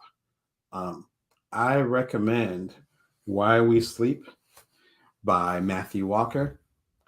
I recommend these beautiful blankets from Lithograph Blankets. Shout out to Lithograph. You can use the link below. And then lastly, I recommend the Nest thermostat. I'm a tech guy, but I'm not a hardware guy. And even I was able to put it together fine. So shout out to them. I recommend it because, again, you want to have your sleep temperature from all the research that I've read in the upper 60s. And that's, even though it sounds cold, that's actually should be the ideal. Obviously, you want to have blankets on, the ideal temperature for you to get a deep sleep. So maybe if you're not getting much sleep, maybe just turn the temperature down a little bit more and then get as deep as possible with that sleep that you're getting. All right, speaking of sleep, I've been talking for, for almost 40 minutes. It is lunchtime for me, and I am getting sleepy. So thanks for coming through to chat about getting good sleep. It's a Bring Your Worth show every Monday, Wednesday, and Friday, 11:30 a.m. Pacific Standard Time, Vegas time. My new book is Career Remix, Get the Gig You Want based on skills you've got. And you can always subscribe for free to the Bring Your Worth show at youtube.com/Brown Damon. And I got a ton of shorts coming up. It's so much fun. So some of the, again, the TikTok style 60-minute shorts. So even if you don't have a lot of time, speaking of not having time, be sure and check out the shorts. And then some of them are actually clips of the longer episodes of the show. So you might get some good enjoyment out of that. Until next time, remember that you can always bring your worth and you can always build from now. Take care.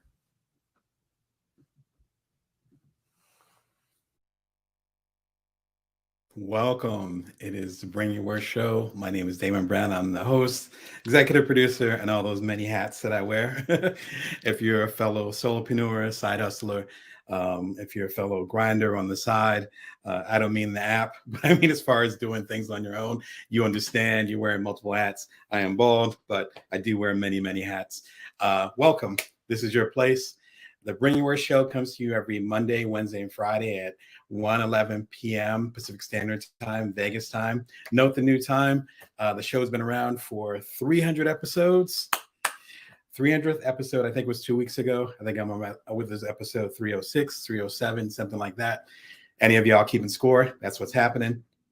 And it's been just over 2 years. So it started December 22nd, the equinox, winter equinox of 2020. Oh my gosh, 2020. So thank you for riding with me. It's usually at a different time, but I shifted it to 1:11 p.m. because based on the feedback I've gotten and all the new people that are in the audience, thank you for all the love. 1 o'clock, my time over here in Las Vegas seems to work better for y'all. So I want to make sure that I was serving y'all as best as possible. And it works out pretty well too, you know. And those, hey, thank you, Camilo. Thank you for the love. Vegas, that's right. Been here for a few years. It is my home now, as well as the home of my family. I have a young family as well as a wife, and it's been quite an adventure. I'll get into that as we talk more about the subject today. The new book, Career Remix, Get the Gig You Want, based on the skills you've got. You know, if you're a writer of any salt, you know, you got a ton of books. So I'm moving my books, got my kids' books over here. Career Remix, Get the Gig You Want, based on skills you've got. If you've been watching for a while, you know, I worked really hard on the audiobook of this, so please go and rock with it. They had me in downtown Las Vegas doing it in the same booth as maybe not Pac and Biggie, but there's some big stars in there. And it was wonderful to do that energy. As some of y'all know, I have my own publishing imprint, also called Bring Your Worth. And so I'm used to doing this on my own. Again, if you're an independent creator, if you're a side hustler, if you're used to bootstrapping, as I did with my 2 startups, the second one I sold, then you're used to doing things on your own. The last book, again, Career Remix, I partnered with Barnes & Noble. That Barnes & Noble, the folks that own all the different bookstores around the world, mostly in the US, I believe, but all around the world. You know, I ended up partnering with them for this one, and they gave me a lot of love. So shout out to them. And I hope y'all enjoy the book.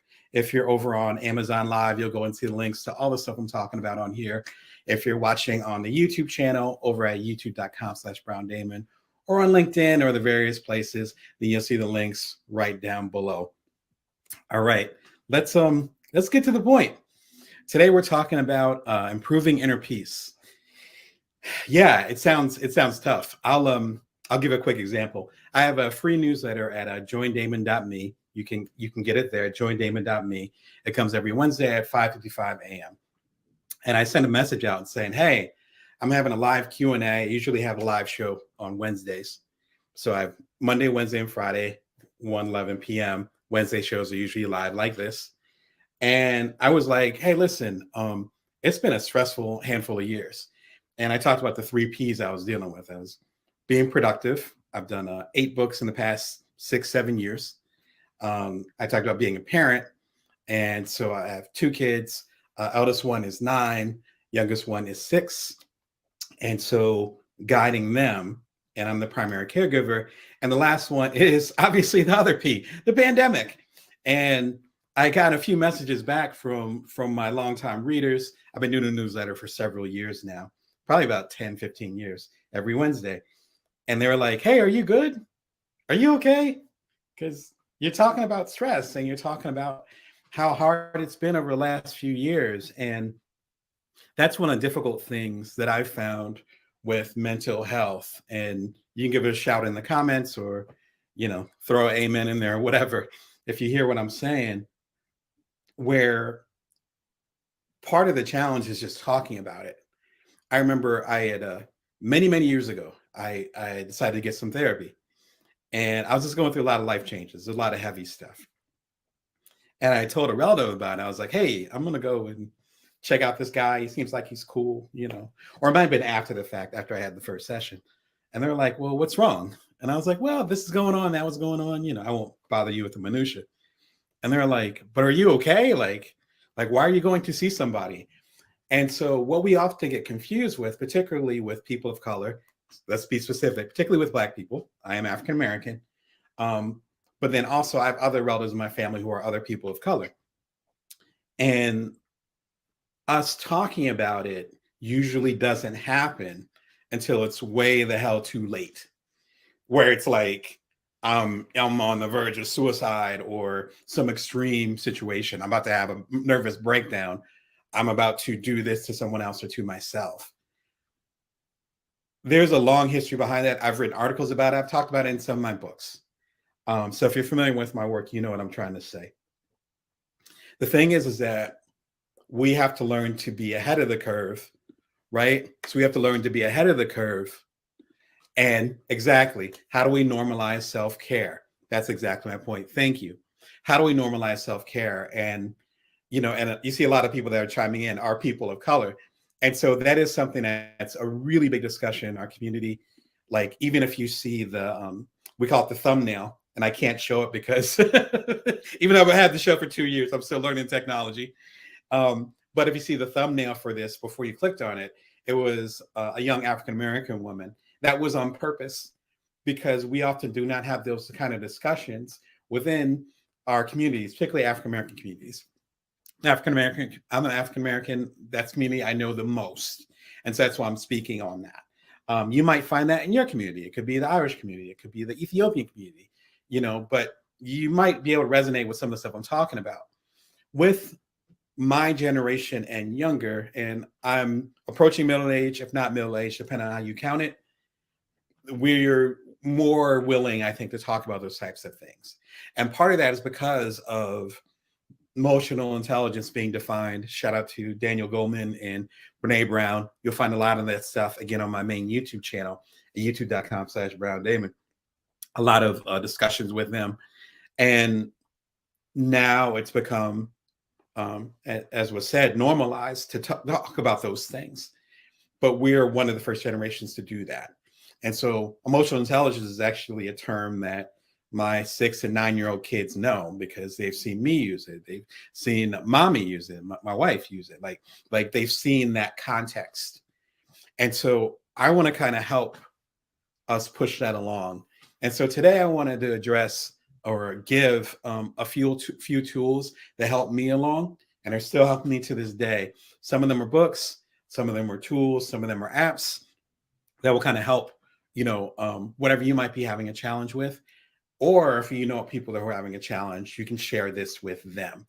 And most importantly, if you have any questions or any particular things that you're struggling with, or anything that you want to address, or even comments, throw them in the chat. I have a couple questions that I'm going to put in there that I'm going to answer based on the feedback that I've gotten for y'all. So there's already some questions in there, but if you have more questions and more insights, feel free to jump in. I'm actually going to be on for about a half an hour.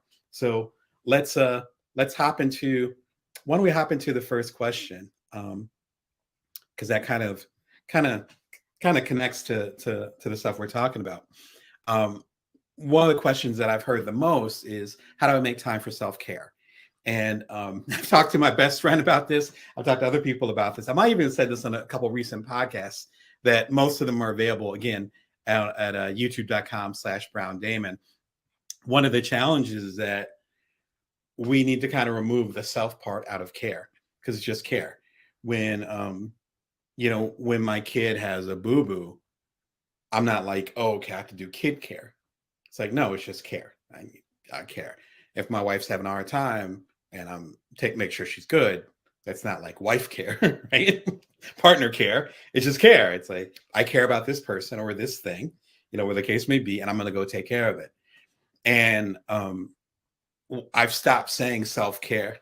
I said it because it was a question, but I've stopped saying self-care and I just said care. Like, I've been doing the regular walks, and that's been fantastic as far as my own particular care, and with that in mind, it's like, all right, I have more stamina, more perspective, and it's helping my own mental care. Um, when it comes to making time for self-care, if we want to use a self-care term, one of the best terms I heard recently was from Maddie Wilson. Shout out to Maddie. Hope you're doing well. And he's an actor and a creator.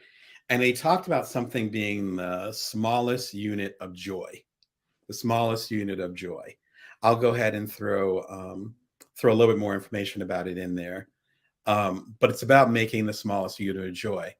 The smallest unit of joy is essentially you saying, this small act will give me the biggest return. If you look at it from an investment, this will give me the biggest return on investment. There you go. So you can click that link right there. Or if you're watching a rerun, or if you want to continue to listen to what I'm saying, you can click it later. But the link is right there. The link is also in the description below. If you focus on the smallest unit of joy, then you can find those little morsels. So I didn't get a chance to do it today because I had some other appointments. Sometimes adulting gets in the way. But most days over the past month in February, we live in Las Vegas, and if you're familiar with Vegas, particularly if you live here, it's like lots of mountains here, and it's lots of territory. It's very mountainous. I didn't know that much until I moved here, because I'd always been on the Strip, right? As most people do. But right outside the Strip, it's like huge mountains. There's actually snow. You can see snow-covered mountains from my window. I'll just go on the equivalent of a nature walk, and I'm not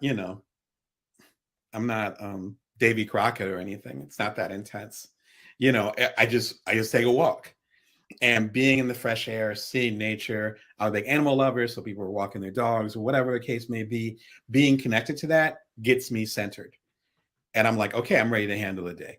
Yeah, primary caregiver, got 2 little kids, married, make sure my wife is good. I'm running at least 3 businesses, right?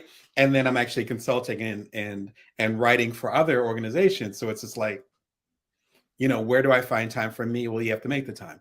And sometimes it ends up being that smallest unit of joy. What's fascinating about this is that my kids, and they're always a good barometer if you happen to have kids, but if you don't have kids, then at least you can understand the concept, where things start really restrictive. So maybe you have a health issue and there's only so much energy as you have. But as you work on that issue, and I've had health issues, so if you work on that issue, then suddenly that space that you have starts to expand. Same thing with kids. They came out the womb, and then it was my wife and I's responsibility. And again, for most of those years, that responsibility laid squarely on me. The buck stopped with me, right? As Eisenhower used to say, right? The buck stopped with me. And so as they get older, my eldest is about to start middle school in a minute. And suddenly that space is expanding. And if you follow the track, I know some of y'all personally on here, you understand, if you follow the track of my career, it's based on where my kids happen to be. It's based on where my health happened to be. And so me even building this YouTube channel over at youtube.com/Brown Damon, that wouldn't have occurred, again, when my kids were just out of the womb. And so you find those smallest units of joy because you have to. And then as you get more space, then suddenly you're in a space where you can have more joy. You can have at least more space, and those units get bigger. So by the time my kids are like in high school, in oh my gosh, it's only like 5 years from now, 5, 6 years from now, when my kids are in high school, then instead of me doing a nature walk, maybe I'm going on a trip.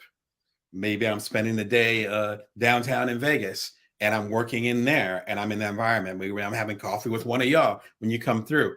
That space expands. So one of the best ways you can create self-care or care is based on whatever you have available. So try to reverse engineer it.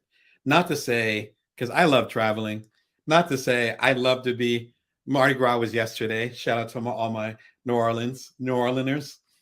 But I would love to have been in Mardi Gras yesterday. Eating king cake and bring my family too and just party in, because I used to live in New Orleans. I got, my roots are actually in New Orleans way back. But that unit of joy wasn't possible because of all the stuff that we have right now. 5, 6 years from now, maybe I get my kids out of school and then we head down to NOLA for a week. Who knows? But that expands based on what you have. So instead of worrying about what you don't have, focus on the things that you can do with what you got. That's why I love Maddie's theory here as far as the smallest unit of joy. Again, I love it, Maddie. Be sure and check out the short. It's a really short video, literally 30 seconds. Be sure and check it out later. As far as stuff that you can actually tangibly read, and I'm a big reader. I have a lot of big readers that are part of my coaching practice. All of us seem to be big readers. An excellent book is called No Mud, No Lotus.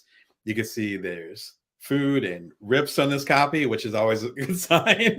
The more jacked up your books are, usually the more they've been handled. This has gotten a lot of love. It's by Thich Nhat Hanh. He's actually a Buddhist monk. He passed away. Man, time is flying. I want to say about a year ago. Yeah, he passed away about a year ago. Martin Luther King actually went to him to say, hey, I'm trying to get some peaceful resolutions happening and peaceful change happening down in the South, in Selma and beyond. And how do I do this? So he mentored Martin Luther King. That's how OG this guy was. Fantastic book. I talk about it quite a bit in Career Remix, and particularly in my previous book, which you can see over here, Build From Now, How to Know Your Power, See Your Abundance, and Nourish the World, which came out a couple of years ago. There's quite a few passages from him in that. It's fantastic for grounding, and you do not need to be a Buddhist. You don't even need to be spiritual. It's just that basic idea of, really quickly, the concept is that the lotus flower, which is those beautiful flowers that you see that are usually pink and these fluorescent colors that you see, I believe Vietnamese, that you see in Vietnam and other places, they actually grow from the mud. So some of the most beautiful plants, flowers, I would say in the world, they come from mud. In other words, those tough times, that grit, those difficulties, they actually can be where those strengths and that beauty comes from. Right? To go back to parenting is by far the most difficult thing I've ever done in my life. I've done some tough stuff, like from the startups to surviving near-death experiences, all kinds of stuff. Parenting is hard. Being married would probably be right after that. I think some of y'all might agree, right? But all of that growth, all that strength, all that insight that came from that's priceless, right? At least I believe that. So hopefully the things that you've gone through, you recognize the growth and the power that has come from that. Thich Nhat Hanh's best quote for right now. This episode was done when he passed away. I want to say it was about a year and a half ago. And it's a fantastic quote, actually, from No Mud, No Lotus. It'll be a great follow-up to this conversation that we're having here, particularly if you're curious about his work. I talk about that quite a bit. I think the episode is relatively short, probably about 7-8 minutes. So I believe it's worth your time. All right, let's get another question going. So how do I make space? Look under my glasses. You can tell I'm getting older. How do I make space for my side hustle in my busy life? I get this a lot. One of the biggest challenges that I found when I did, particularly my first startup, was at the exact same time that my wife went back to work. And I was at home with a 4-month-old and didn't know the end from the front. I didn't know what I was doing. Most parents don't, right? That's kind of how it works. That's what makes it so hard. You have to learn very quickly. And so it was me growing a startup while rearing our son. And the 2 startups I did, So Quotable, which led to my first TED Talk. Again, all my TED Talks are available at youtube.com/Brown Damon. Be sure and subscribe. That TED Talk, my second TED Talk, and my second startup called Cuddler, which I'm most known for, which connected people for hugs. We ended up getting 250,000 users and ended up selling about a year later, which is around my first son's second birthday. And how do you make space for all of that? I think the first thing is to figure out what your priority is. And that requires a level of honesty, brutal honesty, I would say. For some people, they say, I want my career to be at a certain place. It could be for ego reasons. Nothing wrong with ego. I got plenty of ego, so no judgment from me. So it could be for ego reasons. It could be because my family hasn't been known for anything, and I want to work for my last name so people will know the Brown last name, right? That could be, in my case, it's Brown. Like, it could be that. It could be I want to create security for my family, so I'm going to work my behind off so that they don't have to worry about a dime. Okay. It could be I want to be present for my family every single day because I know this time with them is limited. And particularly when it comes to kids, at a certain point, they're not going to want to rock with me anyway. So I might as well spend this time with them. Do you see the difference in those 4 priorities? Work backwards from that, right? For me, I was like, I want to make sure that I'm available for my kid. And then later on my kids, because we had a second one when the first one had turned 2. And so working with that, it's like, okay, I want to be with them every single day and spend as much time as possible so that they know that I am there and I always got their back. I could be on the cover of the Wall Street Journal. I could have the #1 book on the bestsellers list. It doesn't matter. And those things happen, which was crazy. It's like, all right, Damon, if you're really about that life, let's see how much of a priority it was. And there was one moment where I was on the phone with the Wall Street Journal and I was changing a dirty diaper and there might have been some vomit involved, but those are those moments where it's like, what the hell is your priority? Figure that out first. Then you can figure that part out. Because if your life is too busy for a side hustle, then that means likely you have other priorities that are above that. For me, when I did So Quotable and later Cuddler, I would wake up at 3:15 a.m. and work until 6 a.m. And for Cuddler, my co-founders were actually overseas. And so my 4 a.m. they were in the UK. My 4 a.m. was their noon. It was their lunchtime, right? It's about 8 hours. Because I was over there on the West Coast, over here on the West Coast. And so I was able to build something based around that. Then from 6 a.m., which is when my eldest would wake up, to 6 p.m., it was all his time. And at 6 p.m., mommy would come back home. We'd have dinner together, get him to sleep, spend a little bit of time together, and the cycle would begin. And I did that for 2.5 years, something like that. Let's just say 2 years. My priorities were defined over spending time with my son. That was my priority. Everything else had to be built around that. And there's a fantastic analogy. Let me go ahead and throw the episode in the comments that talks about this. And it has to do with rocks. And some of you are probably familiar with the analogy, so I'm not gonna belabor it here, but be sure and check it out. It is fantastic. It is from Stephen Covey, who you might know from Classic. He's a generation or two ahead of me. I think he passed away a few years ago, but his son, who has the same name, has taken over the legacy in the publishing. But it's the Habits of Successful People, and all big series right there. He's a big deal back in the 80s and going to the 90s when I was coming up, and hearing a lot about him from my parents and other people that I look up to. He has a fantastic analogy. I talk about it here. Another super short video. But I think it's a matter of it might be difficult for you to make space because you have other things that are taking priority. And that's okay.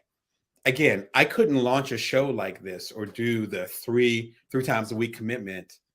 I couldn't do this, say, 4 or 5 years ago.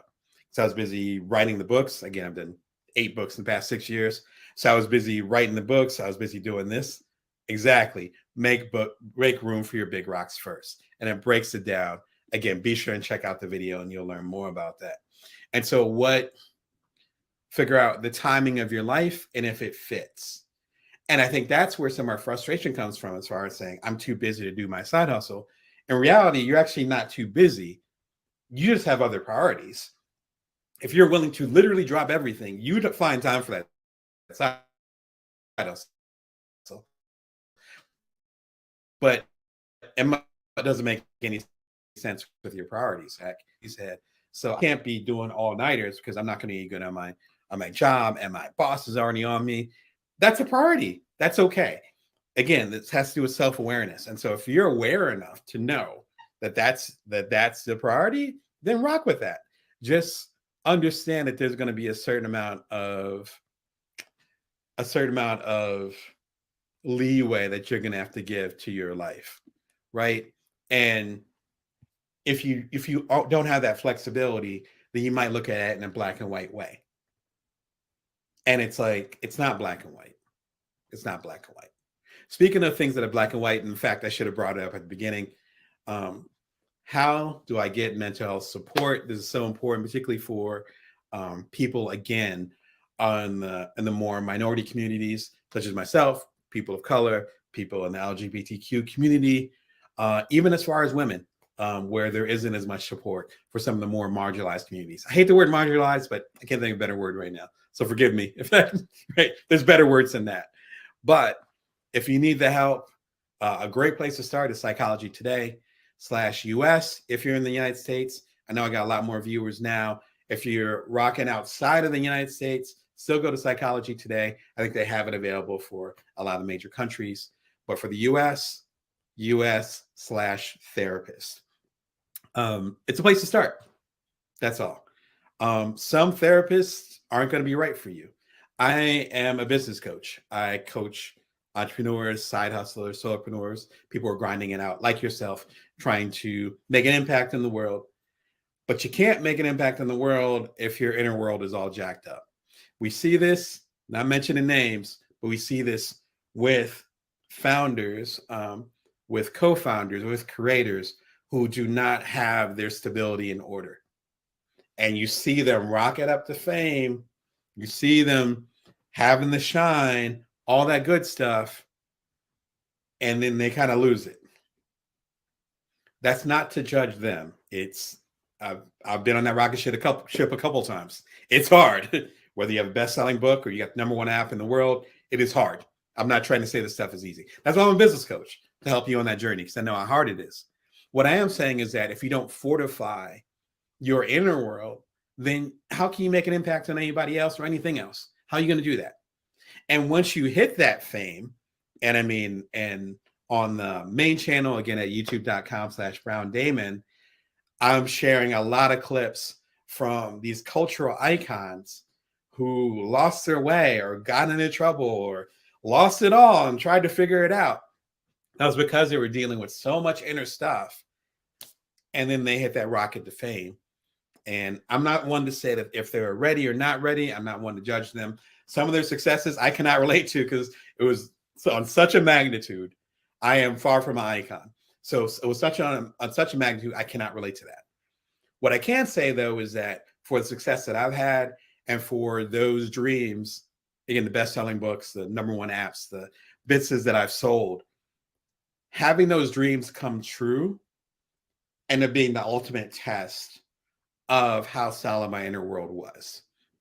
From an ego standpoint, from a relationship standpoint, from people changing based on my success, how I want to navigate that, like all those things come up. So whatever garbage, for lack of a better term, you're not dealing with, if you're watching this channel and you want to have that success, that stuff's going to come up, whether you end up quote unquote failing and you don't make it. I hate those terms, so we'll use those terms. or if you end up having radical success. As Elizabeth Gilbert said in her beautiful TED Talk, it's worth looking up. Radical failure and radical success feel the same way. It's going to bring up all your garbage. So if you feel as though you need a higher level of support, or with where you're going, more importantly, like I talked about at the top of the show, when I was sharing with a family member, hey, I'm going to get support. It wasn't like I needed support at that second that things were falling apart. I knew where I wanted to go required that extra support. So it wasn't about where I was at, right? When you're working on the book manuscript, you're not thinking of being on a 10-city world tour and being on the cover of a magazine. No. You're trying to get through that manuscript. You're trying to get through that play. You're trying to get that music piece together. But you got to think a little bit further than that. Because if you keep saying, I want to have the #1 movie in America, I want to be the writer behind it, what do you think is going to happen? All that stuff that you're not dealing with, and bless you if you're dealing with some heavy stuff, it's not like that shit goes away. In fact, it gets worse because all these outside expectations come in. And sometimes your outside world and the validation you're getting from the outside doesn't match the level of validation that you're giving yourself. I'm going to keep it real with you. Sometimes that doesn't match. And if it doesn't match, you need that support. Check that out. Get some support. There's other hotlines and so forth that are a little bit too numerous to put into the chat today. But be sure, Google is your friend. Google, get some help for your particular area. That's why I put a little phone there. It's an old school phone from my generation, but trust me, it still works on the smartphones. There's chats, so forth. There's so many ways that you can get support. Get that support now, particularly, again, if you're on the road that I'm trying to help pay for you, you're going to need the support now or later. But you are going to have to deal with some of that stuff because a lot of those insecurities come up when we actually get to the dream that we want. Wherever you go, there you are. So one of the realest things I've ever heard. Wherever you go, there you are. I'm going to recommend another book that that's one of my favorites, and long-time listeners and viewers of the show are familiar with it. Essentialism. I've had this book for 10 years. I still can't say it. Essentialism by Greg McKeown. Hope you're doing wonderful, Greg. I spoke to him very briefly online. He seemed like a cool guy. Fantastic book. Again, I've been rocking this book for like 10 years, something like that. I think it was shortly after my first son was born. He's about to turn 10, so about 10 years. Fantastic book. It looks thick, but it's not that thick. It's like big letters in, and there's pictures and stuff. Like, what I'm trying to say is that you can read it quickly. If you're an avid reader like myself, you can go through it. What I love about this book is that it talks about how to strip things down to your essential things. So we talk about minimalism, which you can't tell, but I don't have that much stuff. I don't own that much stuff. That's one thing. Minimalism, that's hot, cool. A lot of hipsters do it. I might be a hipster, whatever. Essentialism, though, is more taking that minimalist idea as far as things and applying it to those things that are invisible, applying to those things that are less tangible. And the beauty of this is that once you strip it down, then you don't have to sweat stuff. And I think that's such an important part of it. I'll give you a really simple example. And for some reason, my kids are on my mind today. With me doing this program, I'm going to end the program in about 10 minutes because I have to go take care of my kids. So everything starts with that. Okay, I'm going to go and do this show. Thank you, all of y'all. Like the amount of people that are watching the show has multiplied in recent days. So thank you so much for the love. I love y'all, but not as much as I love my kids. I got to make sure they're straight. And so the amount of folks that are watching this show could 10x, 20x, 30x. I'm still rocking with my kids. They are my priority. As mentioned earlier, they are my rock. And so if they're one of my big rocks, everything else falls behind that. And so I would love to have a 3-hour long show. It ain't going to happen right now, though, because my kids need me. And my kids are their priority. Essentialism gives the roadmap to be able to do that. And that's such an important thing to to figure out what's important to you. Again, since I keep bringing up the rocks, how to organize your life right now, it's worth checking out. And I'm actually reminding myself that I actually have about 10 minutes because you guys got me on a rant today because it's a really good question. So I appreciate it. Excuse me. And yes, absolutely, it comes down to doing the work. Um, One random thing, if you were like myself and you want to take a few minutes to get yourself centered today, I don't know, you have a 60 and a 80-pound kid trying to jump on your neck and do WWF, as we used to call it back in the day, or WWE as the kids call it. And you need a minute to kind of get your composure back together because you're not a spring chicken anymore. Daily meditation works really well for me. That's doing the walks and then literally meditating for like 5 minutes. And in fact, there's one I would recommend if you want to rock with it. This is well worn. And thank you, Mom, for getting it for me. Got it for me many, many years ago. I still got it. It is well worn. Basically, what it is, it's a mat. It's simple, it's plush. And what I will do sometimes, if you guys are familiar with my work, I'm an avid napper. I took a nap earlier today. I rock with the naps. People ask, how do you do 8 books in 6 years? I nap. That's how I do it. Listen, this is a nice little place to nap. Now I'm 5.5 feet tall. So it's not like I'm really small, but it's one of those things where it works really well for laying. And my office isn't quite big enough for a couch, or if I had a couch, it would feel claustrophobic. But this little thing goes right in the corner. And so you can lay on it. My kids, particularly when they were younger, they're getting a little bit too big now because they'll fall off the side. But when they're younger, they've fallen asleep on this thing. It is cozy, it is comfortable, it is firm. But if you're like myself and you start meditating a little bit, and I literally will meditate just 5 minutes a day. Been doing that for almost 20 years. Yeah, it's been about 17 years since I started doing it. 2000, oh my gosh, it's been 20 years. I started in 2004. That is insane. Time flies. So it'll be 20 years next week or next year. This is a really simple way to do it. Now, if your money's tight or you're like, I don't know if I want to meditate or whatever, that's cool too. There's just a recommendation. Because what you can do, as I did, I started meditating when I lived in New Orleans, going back to New Orleans. Again, shout out to Mardi Gras. Is I would just meditate on the floor in a lotus position, which when your legs are crossed, and rocking with that. Right? Isn't it beautiful? Just doing that. And the nice thing about it is that, again, it's back to the smallest unit of joy, which again is, you can check the links below or in the show notes, where you don't have to do this complex thing. Right? Now, my mom got me the mat, but if she didn't get me the mat, I'd still be meditating regularly. You understand what I'm saying? So it's not necessarily about the thing. You don't need the thing. I don't usually have that issue, but some of the people that I coach and some of the people that I've met, depending on our mindset, we have that issue sometimes where it's like, all right, because I used to jog every morning. So it's like, all right, well, if I'm going to jog, then I need the right running shoes.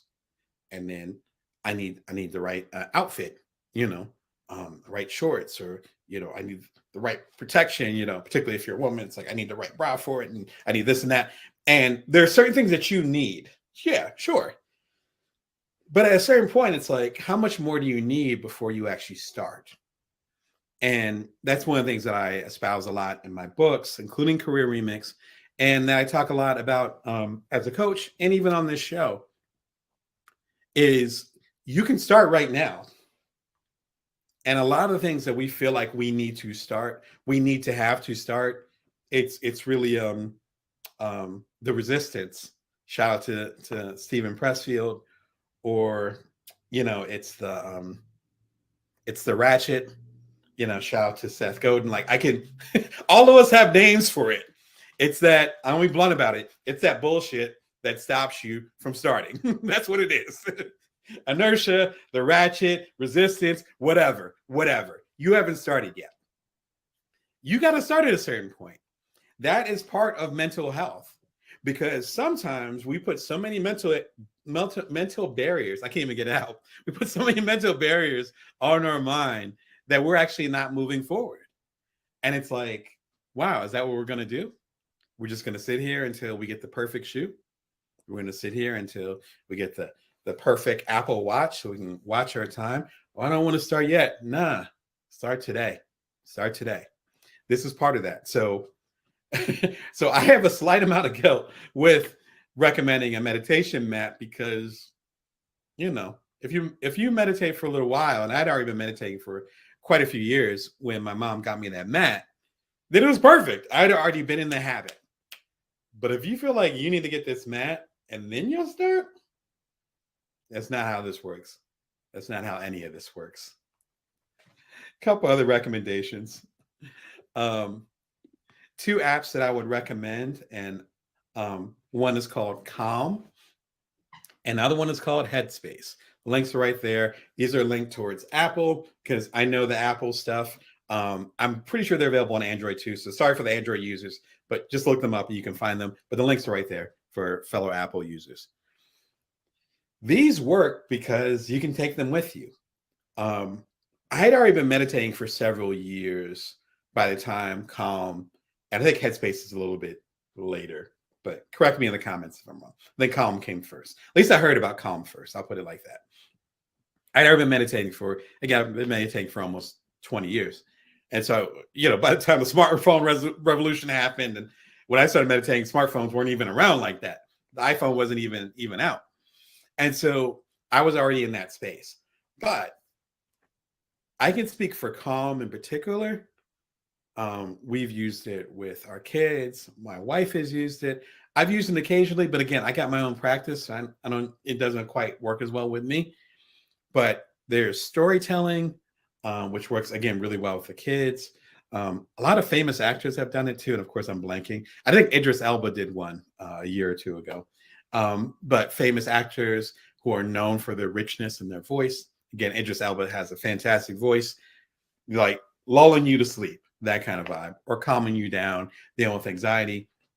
I know with a couple of the credit cards that I have, American Express comes to mind.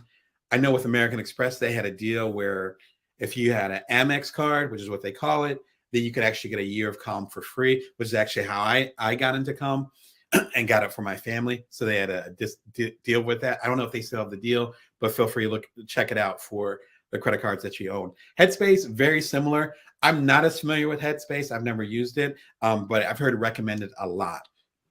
The thing is, and let's go down the line before we wrap up. Like, of course, I'm getting lost in my own notes here. So if you want therapy help, connecting with someone in person if possible, or over the phone, here you go. You got that. You got that support. If you want to have a little bit more of a digital or multimedia experience, and you just need kind of a companion along the way, Calm and Headspace, both extremely popular. Again, I can vouch directly for Calm, and it's worked wonders with our family. If you want to figure out your own practice, even if you don't meditate per se, but just you want to sit down somewhere, again, this is the mat that I rock with. Again, thanks again, Mom. It's fantastic. It works for me. So you can tell it's well worn. It's a decade or so old now. Or you can go ahead and set up a little corner in your area. Again, like all the meditation, all the stuff I do is in my relatively tiny office. My office is around the size of some of the apartments I've lived in. Shout out to San Francisco. You know what I'm talking about. Tiny place, but you're able to make space for that.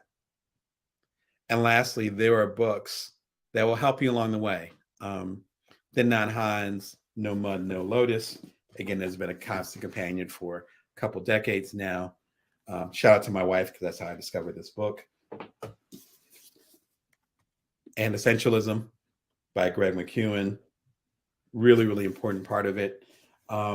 And if you're worried about career stuff, Career Remix is an option as well for you to learn about if it's your career that's affecting your mental health, giving you anxiety, those things that are, as one therapist said, situational things, right? So it's not an internal thing or imbalance, but more like you're in this situation and it's hard and it happens to be career related, I recommend my book Career Remix to help you on your way and figure out how you can, you know, work out a better situation. As I say, the job is theirs, but the career is ours. In other words, what you do with your career is up to you. No one can take that away. No one can take away things you've learned or your toolboxes. So thanks for joining the live Q&A with Improving Inner Peace. The Bring Your Worth show is every Monday, Wednesday, and Friday at 1:11 p.m. Pacific Standard Time, Vegas time. Click the link below. You can subscribe for free. Thank you for all the new folks that are coming through. Lots of y'all coming through from all over the world. Much love. Again, we're about 300 episodes in, and I appreciate all that shine and all the ways that we can connect and hopefully get better together. Yeah. Well, until next time, remember to bring your worth that you can always build from now. Take care.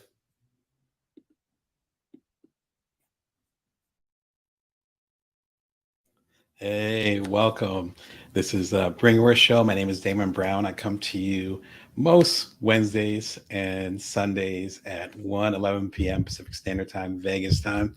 You can learn more about me and check out the show at bringyourworth.tv. Shout out to y'all that are coming through on Amazon. They're coming through on LinkedIn, coming through on YouTube, and all other channels that I'm forgetting now. But I appreciate your love and support. If you're checking out on YouTube, which is a bringyourworth.tv slot at the moment, you can subscribe for free at bringyourworth.tv or at the link below. All the stuff I'm going to be talking about, all the links that are featured and all that. Some of them are actually affiliate links, which means I actually get partnership from those particular organizations, but I do verify all of them. And also in a lot of cases, you guys will actually get a bonus because you're coming through the stuff that I'm representing down below. Anything I'm talking about, all the links are below. There's a couple bonus links too, recommendations that you actually will see just on the YouTube show. That's why you should definitely check out bringyourworth.tv. I'm also author of the upcoming book, The Complete Bring Your Worth. It's a complete series. I can see in the back. You see my mug on the back too. This is a couple years ago, as you can tell. But it's the complete series for, the Bring Your Worth series began when my second son was born. He just turned 7. So it's 2016. I can see the whole series there. And you guys made this one a bestseller. Of course, there's Bring Your Worth, which is the name of my business, of course, this show. And then the latest one, Build From Now, which y'all gave plenty of support. The whole series is here. Thank you for the love and support. It's all through my publishing company called Bring Your Worth Publishing. Real original, right? Be sure and check out the book. There'll be some good stuff planned for October 20th. But go and lock it in. You can go ahead and grab it over on Amazon, over at the link below right there. But if you only want to support your local folks, you can go to bookshop.org. I have my own little setup there, just the link below. That will tell you exactly which indie bookstores are in your area. Again, I live in Las Vegas, so all the Las Vegas indies, I can go to bookshop.org and it'll represent those, and I can actually order from them. And because they're part of this collective with bookshop.org, it has a lot of the benefits that you find over at Amazon. So if you want to support your indie bookstore, there's a great way to do that. And if you want to really support the indies, such as myself, go directly to damonbrown.net. I have the signed paperbacks available, as well as the Bring Your Worth mugs and the t-shirt, which isn't available right now because I'm actually wearing a robe, which is the reason why we're actually having the show today. We're having a live Q&A, how to relax. If you're familiar with my work, if you've been watching the show for the past 300, we're approaching 350 episodes over the past 2.5 years. So thank you for the love and support. Then you know most of the stuff that I've achieved, created, done as a business coach, as a speaker on different TED stages, as an entrepreneur twice over, even as a stay-at-home dad for my 2 kids who are now 10 and 7. None of this would have been possible without some type of rest or relaxation, some type of break. And frankly, it's been a hectic couple of years for me. Not only because of the pandemic, which I'm sure a lot of y'all can relate to, and ups and downs. We're approaching 3 years into that. Actually, more than 3 years at this point. See, my sense of time is off. But also as far as just the amount of dramatic change that the whole world's been going through, whether it's climate change, the DEI initiatives, a lot of them that began, with the trauma related to the trifecta of African Americans who were killed at the hands of the police just over 3 years ago. So it was about May of 2020, Breonna Taylor and so forth. Um, just been a lot, and a lot of y'all, I know some of y'all are raising your kids, you're taking care of your elderly parents or elders, you're trying to make an impact on the world. Some of y'all coach with me, and you know how hectic it is, particularly if you're in one of the majority minority categories, which I fit into a couple of them. If you're going to be in the game, if you're going to stay in the game, if you're going to make an impact on culture, you have to find a way. Shout out to the NAP ministry. You have to find a way to rest, because a lot of the challenges that we have in our world today, a lot of the systems, they're designed so that we don't rest. Certain aspects of capitalism, definitely some aspects of supremacy. You can pick your supremacy, you pick your poison. A lot of those are built so that those of us that do not fit into certain categories, those of us that are othered, aren't allowed to rest. So again, shout out to Nat Ministry and other folks like that.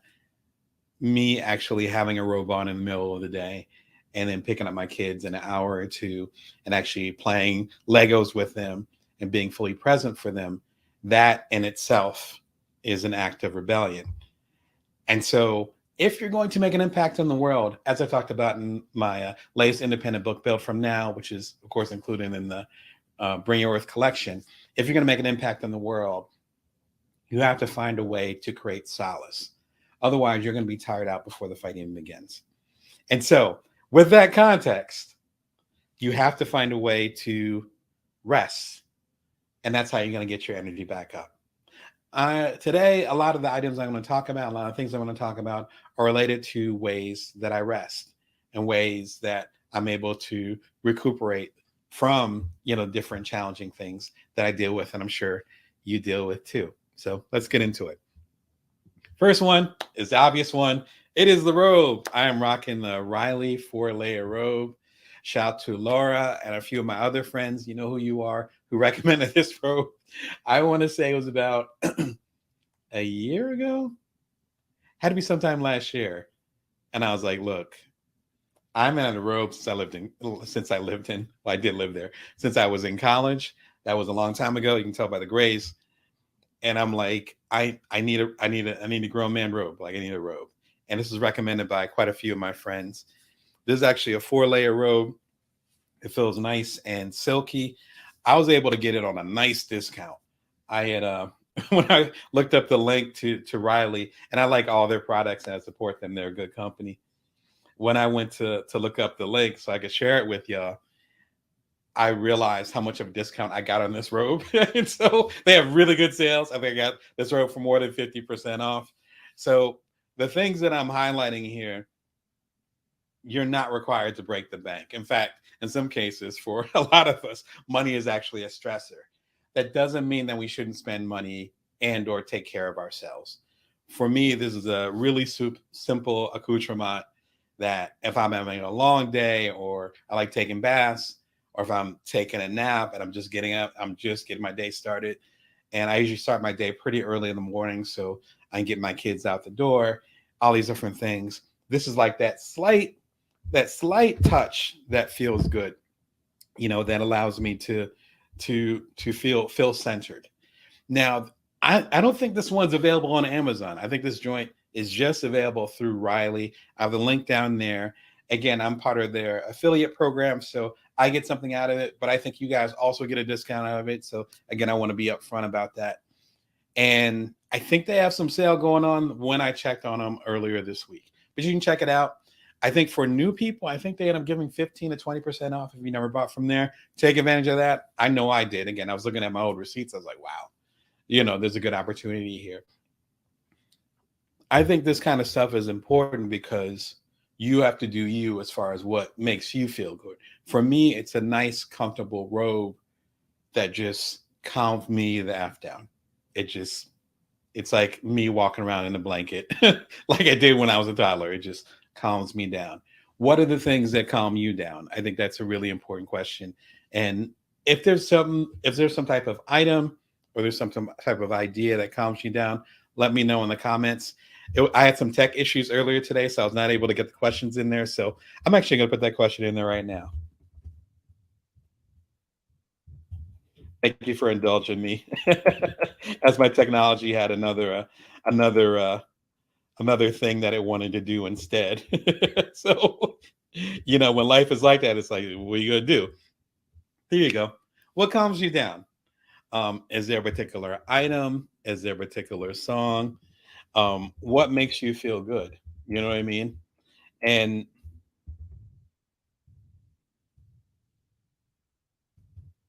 I think the important part of it isn't, again, about spending the money or wilding out, or oh, I have to do this and that and this complex thing. It's more about,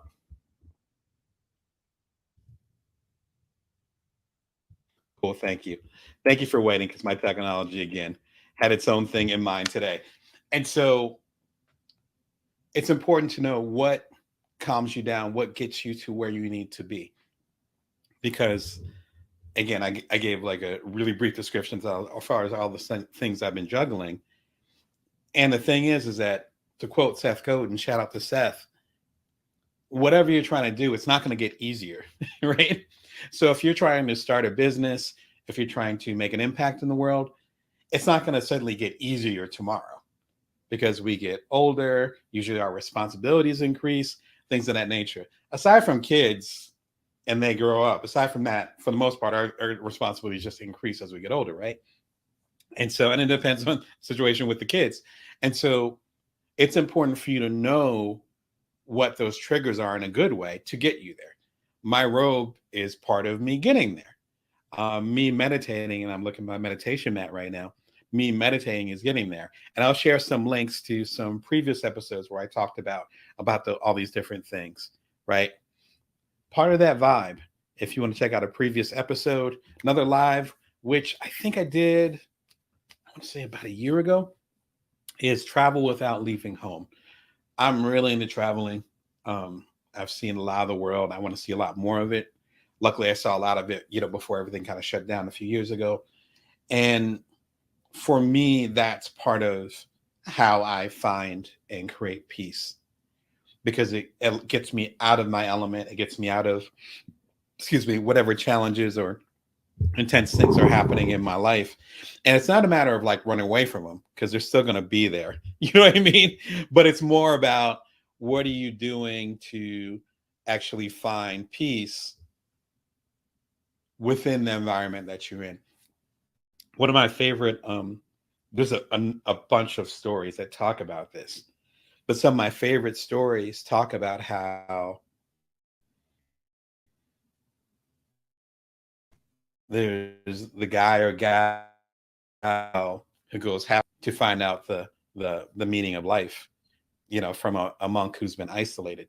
And the monk says, you need to find that meaning of life back where you came from.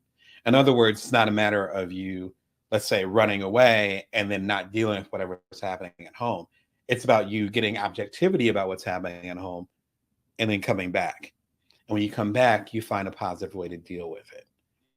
And that represents something, I think, a little bit different than the average take, as far as, I need to get away, I need to escape. It's like, well, maybe there's a way that you can do it within your home too. All right. So my next recommendation, and this one's actually available on Amazon, is the Illuminate Life candles. For some reason, that just, and shout out to the startup. They're doing wonderful, wonderful folks. Just, I can never get the words out of my mouth. These candles are pretty cool, and I'm gonna actually open one up, because I just got this one. I've had a few. Shout out to my wife, because she actually got them. So they're about this big. These are not baby candles. They're about this big, and each one has a particular theme to it. This one is recharge. I'm in my robe. I can definitely use a recharge. Let's keep it a buck. Let's keep it honest, as the kids say.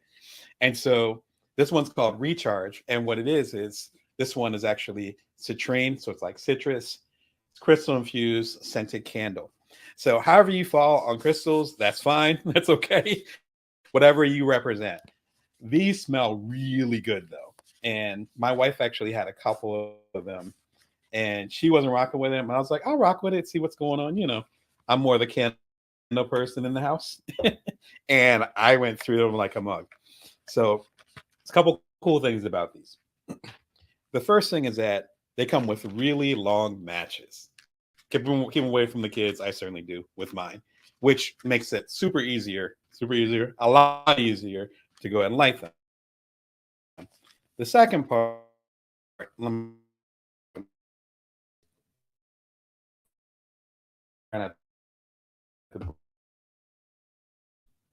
is that they're nice meaty candles, but they also have the crystals at the top. I coach keynote speakers. I tell them never do something on camera. But guess what? I'm going to break my rule. Let's see, like this. There we go. Live demonstration. This entertainment. There we go. Still up. That's fantastic. My kids will be pleased. And so it rocks like this. These actually last, if I get the words out, quite a while. I had energy, and I might have had a third one. And again, I got them for my wife. And I think this joint, the reach at a minute. And I rock with them. If you coach with me, you'll see me with a candle over here. Got some type of candle. I ran out of candles. It was a shame because I was using like no shots at them. It's like the beyond, and I was like, wow, I need to set my game back up. It's kind of like having really good coffee, which we're about to get into. It's like once you have good coffee, you're not going to be rocking with the Maxwell House. I want to put this down before I burn myself.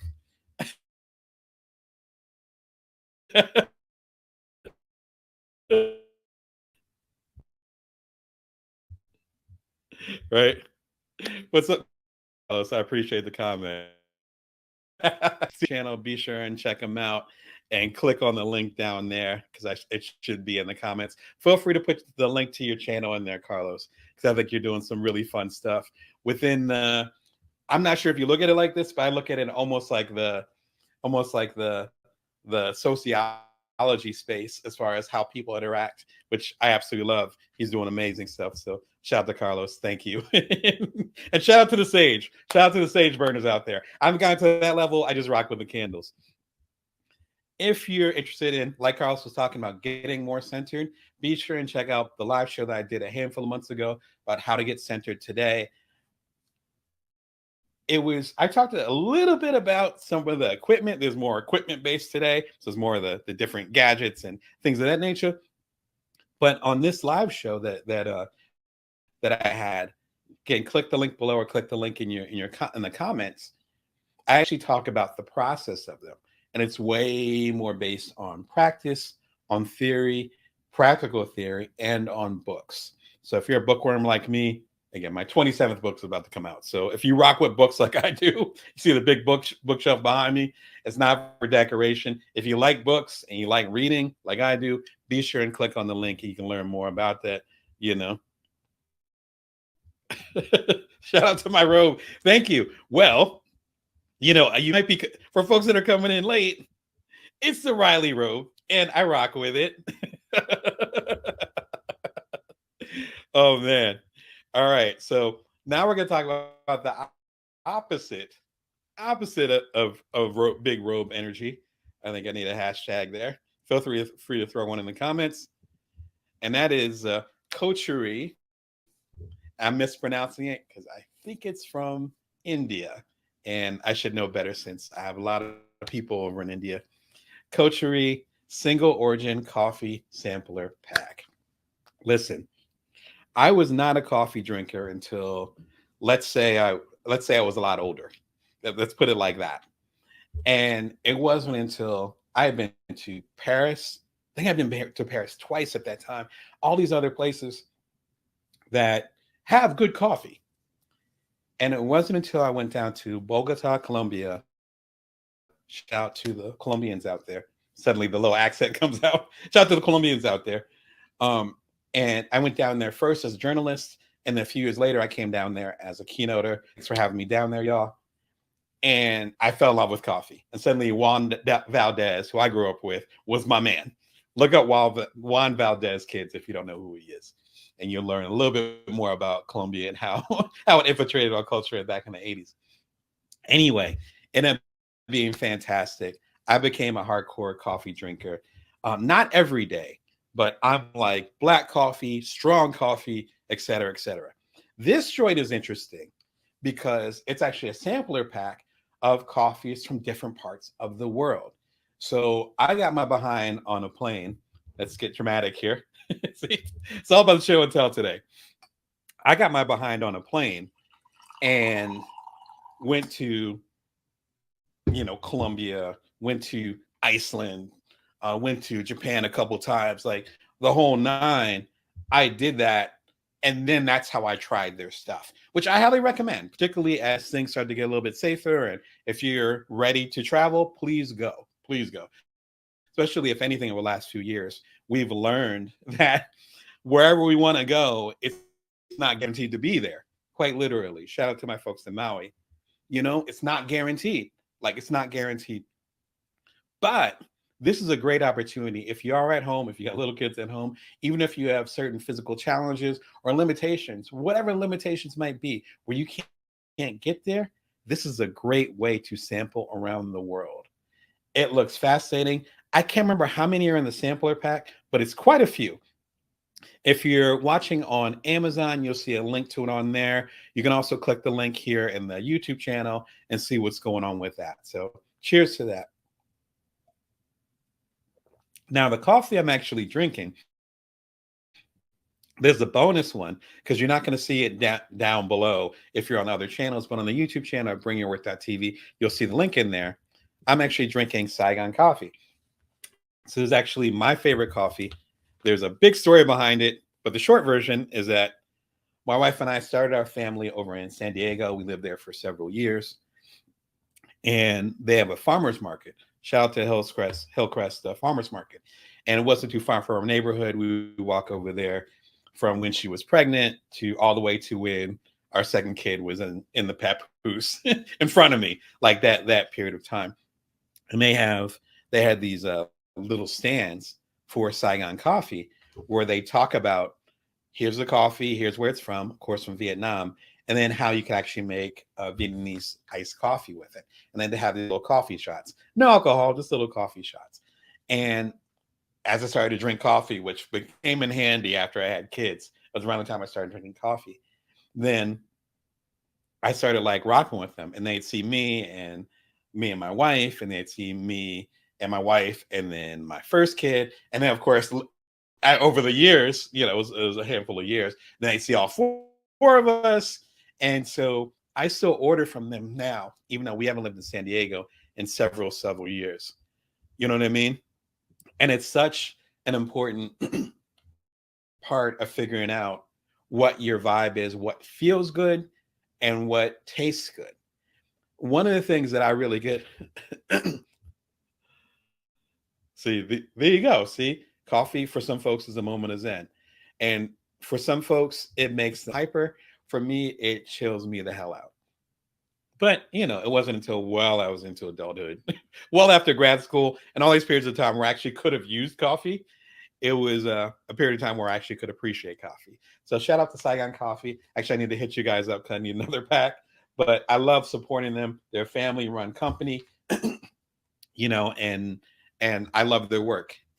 And at this point, my eldest just turned 10. So I've been rocking with these guys for more than 10 years. So shout out to Siamese Coffee. I'm sorry, Saigon Coffee. I am tongue twister today. Must be the coffee. But it's really good stuff. Very strong, lots of flavor. Enough so that I have it shipped to me from San Diego, and I don't live near San Diego anymore. Again, shout out to Coterie Coffee as well. You can check them out. I think they might have a sale going on too, but it depends on the time of this recording, or at the time of this recording. It depends on when you watch this. So be sure and check it out and see what's happening. Excuse me. When it comes to getting centered, it's, again, deeper than just, I'm going to go to an trom and again, chill the hell out for a year.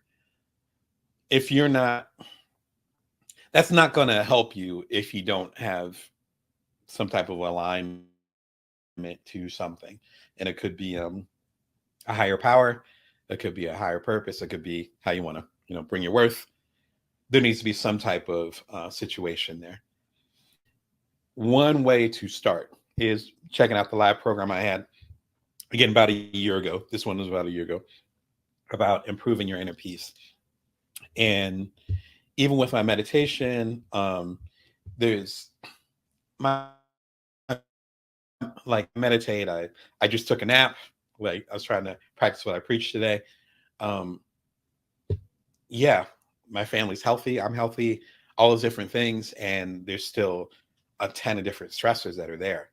And so if you don't have that North Star, you could have everything in the world and be grateful for everything in the world. But if you don't have that North Star, it's going to be really difficult for you to find that inner peace. That's what I talk about in the show. Yeah, it's pretty deep. But if you feel like you need a vacation or you can't handle things anymore, it might not be practical to wait for life to slow down enough so that you can take care of yourself. It might be that life will get better when you do find a way to make sure that you're okay. Hopefully that makes sense. On that note, what did you do for yourself today? Like, right on air, I've done like 3 things. So it's middle of the day. I'm rocking a robe. I'm drinking my favorite coffee. Again, shout out to Saigon Coffee. And I lit a candle and I'm chilling. I can take another nap. I would love to. But what have y'all have done for yourselves today? I think that's such an important point. And think about it. Throw it in the comments. Let me know what's good. All right. Another recommendation. Excuse me. Gift to snack, 40-count snack box care package. Shout out to my mother. When I heard about this, number one, I was thinking about my kids who they're eating us out of house and home, as my grandmother used to say. Rest in peace. Because they love snacks. They'll have dinner and then be ready for like 3 snacks. I don't know. My folks tell me I was the same way, but that was a long time ago, so I can't remember what it was like as a kid. But my mother would send me care packages when I was away at school in undergrad, like freshman year. And we're originally from South Jersey. Shout out to Camden. I was born in Atlantic City. And she would get like tasty cakes and other things that are staples over in Jersey. Still around now. We were just in Jersey a few months ago. They're still representing. And I mean the good tasty cakes, not the ones that you necessarily get in the Midwest or elsewhere, but the good ones. And she'd have them shipped to me. This reminds me of that vibe. I know a lot of y'all that I coach, you have kids that are way older than mine. They're not 7 and 10. They're like, 17 and 20. And they're going away to college. They got their apartments on their own. They're, traveling the world. I know some of you guys have kids that are traveling right now. I love this package because it's basically doing what my mom did for me. So it's a way to basically say, I know you're hungry. If it was like me in undergrad, you're probably broke. Here's some snacks, whatever. 40 count is pretty big. And what I liked about the snack pack is that there weren't duplicates of anything. So it's literally 40 snacks. And so you can have a different one. What's that? 4 weeks? 5 weeks? They'll let me do any accounting today. 5 weeks, 5 to 6 weeks. Let's just say a month and a half worth of snacks. If your kids or even you eat like I do, it might be a couple snacks a day. If you eat like my kids do, it might be 3 or 4 snacks a day. But at least you got 10 days worth of snacks. Rock with them, check them out, see what's happening.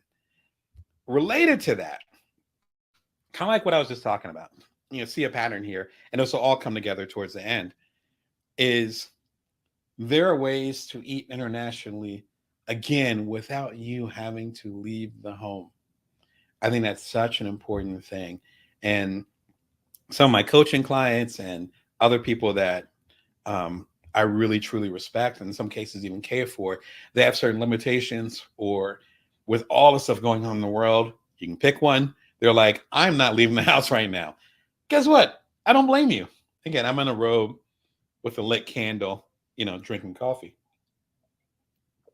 But if you're not going to leave your house, that doesn't forbid you, excuse me, that doesn't, coffee's kicking in, that doesn't forbid you from eating internationally or connecting with other cultures. I talk about this all in here, how to eat internationally. There's actually a classic, quote unquote, live episode. It's one of my first live episodes. I want to say April or March. Well, you can tell me if you want to click on it, but it was like April or March, really late winter, early spring of 2020. And one of the things that we were dealing with at the time, and still dealing with, but this was shortly after we all went into sheltering in place here in America. And for a lot of us, including me, it was a tough period of time. Not because we thought it was unfair, more because we're used to traveling. And I'm a keynote speaker. There's at least a couple conferences I go to every year where I connect with my people, all of the other stuff. And suddenly that was just, it went off like a spigot. I was traveling, and as I talked about in the show, I was traveling in February around Valentine's Day of that year. And then by St. Patrick's Day, about a month later, everything was shut down. So it was very sudden and it needed to happen. And also it was tough. This episode talks about that and talks about a lot of cool stuff beyond just the gift snack pack type of idea, but a lot of cool stuff that would work really well for you connecting to other cultures if you can't get out the house. And I think that's such an important part of it. My last question for the Q&A would be, hopefully my technology works here. Okay, there it is. Disappeared for a second. What are you looking forward to? This is a key one. In fact, I end up using it a lot in my coaching practice because, yeah, we might be quick to make goals and be like, oh yeah, I'm gonna become a millionaire in 5 years. Nothing wrong with that. Okay. Or I'm going to publish this book by next year. Might be challenging, but you can figure it out. Like we seem to be okay, like making goals, excuse me, and setting them in certain ways. And that's one of the things I work with folks as a business coach is like, how can we set these goals? And not a matter of having realistic goals, quote unquote, but making them based on milestones and maybe getting to the core intention of why you're setting those goals. What we talk less about is what are we actually looking forward to? What are we actually looking forward to? And how can that propel us into the future? Yeah, thank you, Tamem. Yep, that's a wonderful question. Of course, I've been having a lot of anxiety about my future. How can I relieve that? Yeah, that's a really good question. That's a really good question. I think there's a couple things you can do. The first thing is finding someone or a group to talk to about that. And it could be a group of one, whether it's, there's a stack of journals that I have around my desk, and you might see some behind me. My shoulders are getting pretty big as I get older, so they're over here.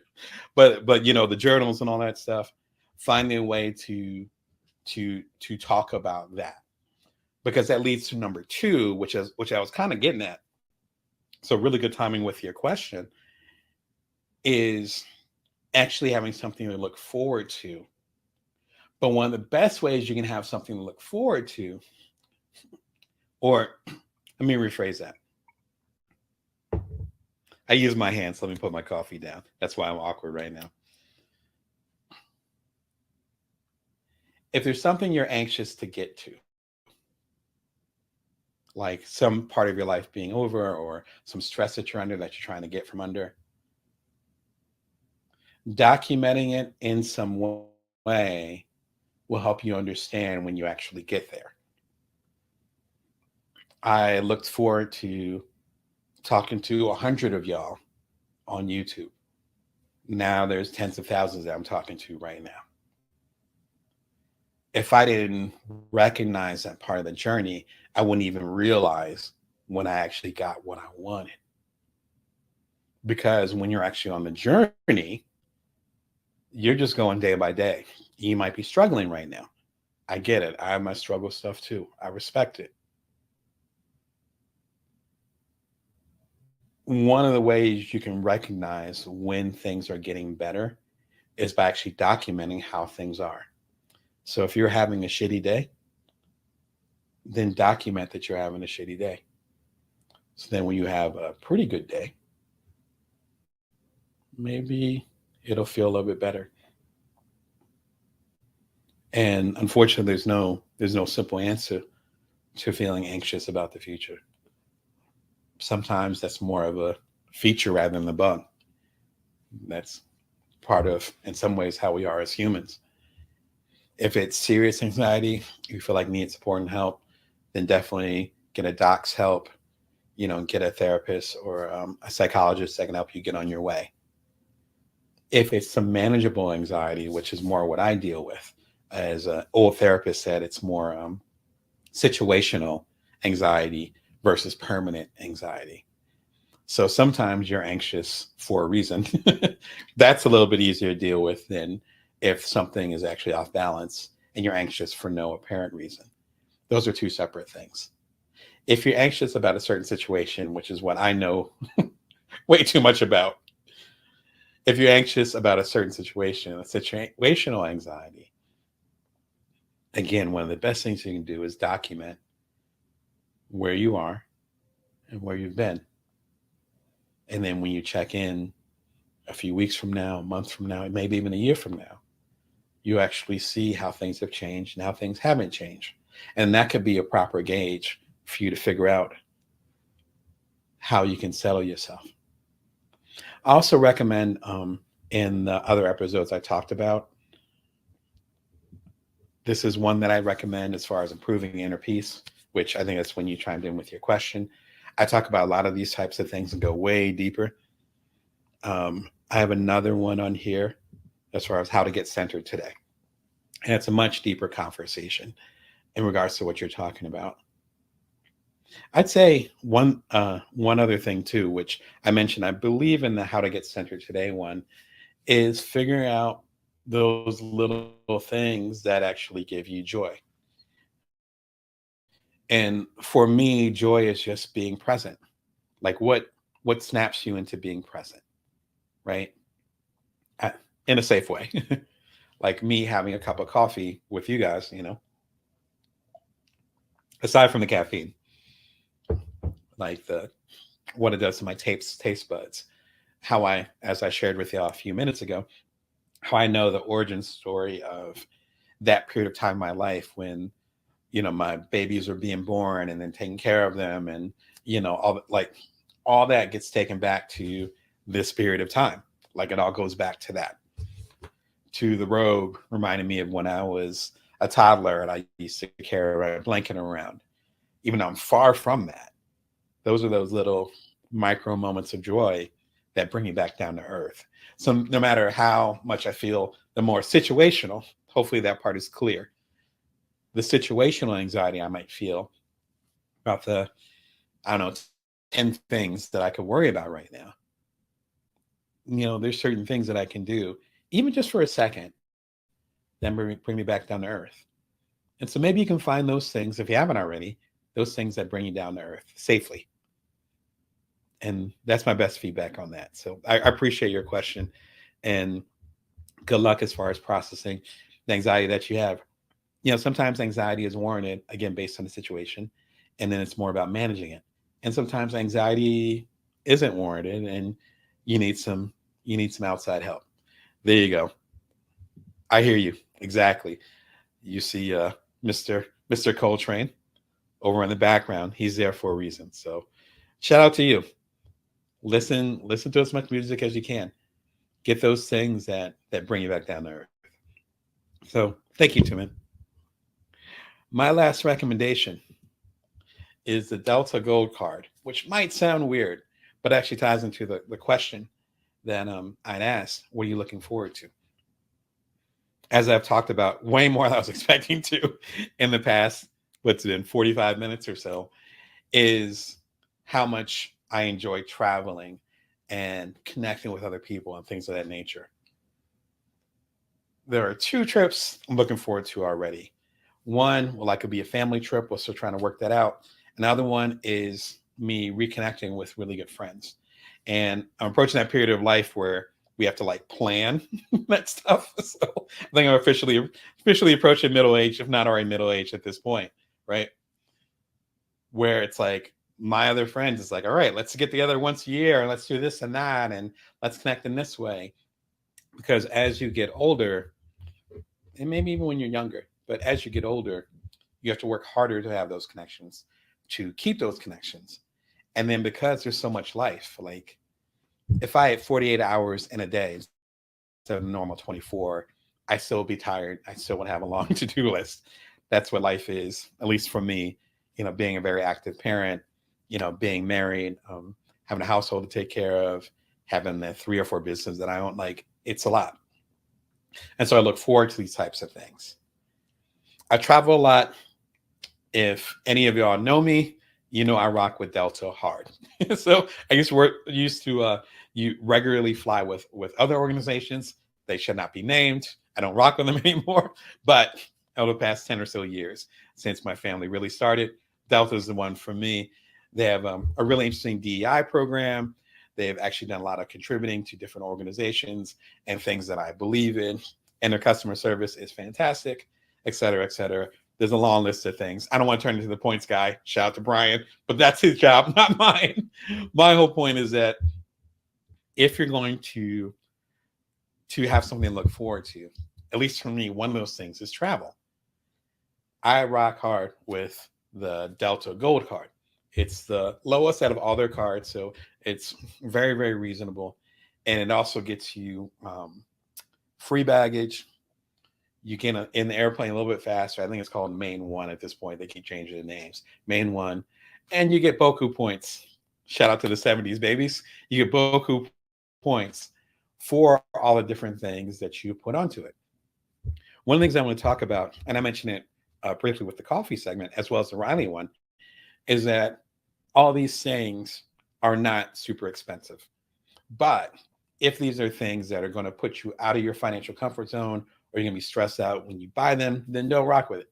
It's fine. I got this robe because I got into a period of time in my life as an independent creator, as a business person, as an entrepreneur, as a coach, where I could afford a Riley 4-layer robe. I didn't have this robe when, I was broke in Chicago straight out of grad school. Again, I didn't have a robe for years. So whatever you do, including the gold card, make sure it's within your limits, because the whole point is for you to relax, not to stress yourself out about the ways that you relax. This coffee, as of this recording, costs about $11 or $12 a bag, which is fairly expensive. But I was rocking the other coffee when my finances were at a different place. And that's okay. So you find, if you need to go to TJ Maxx or to Marshall's, which are really popular here in the United States, and you need to get a robe there, do that. Do that. I'm including that and with the credit card as well. So you got to rock with it. Hey, what's going on? I hope this is useful to you. Always good to see your face. And so I think it's important to go and find ways to make things to look forward to, and then also to find ways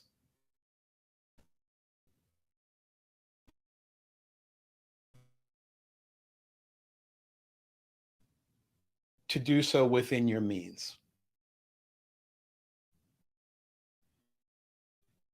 My family and I can afford to, I and my friends can afford to connect once a year.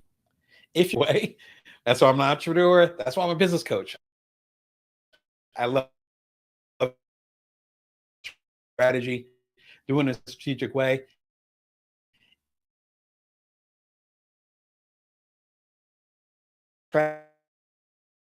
Make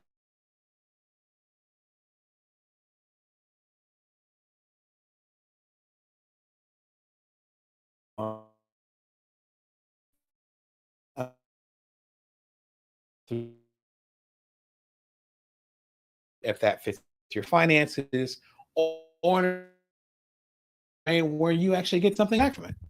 Sites to see family, and I'm in a Delta trip, so she should this one earlier. Travel without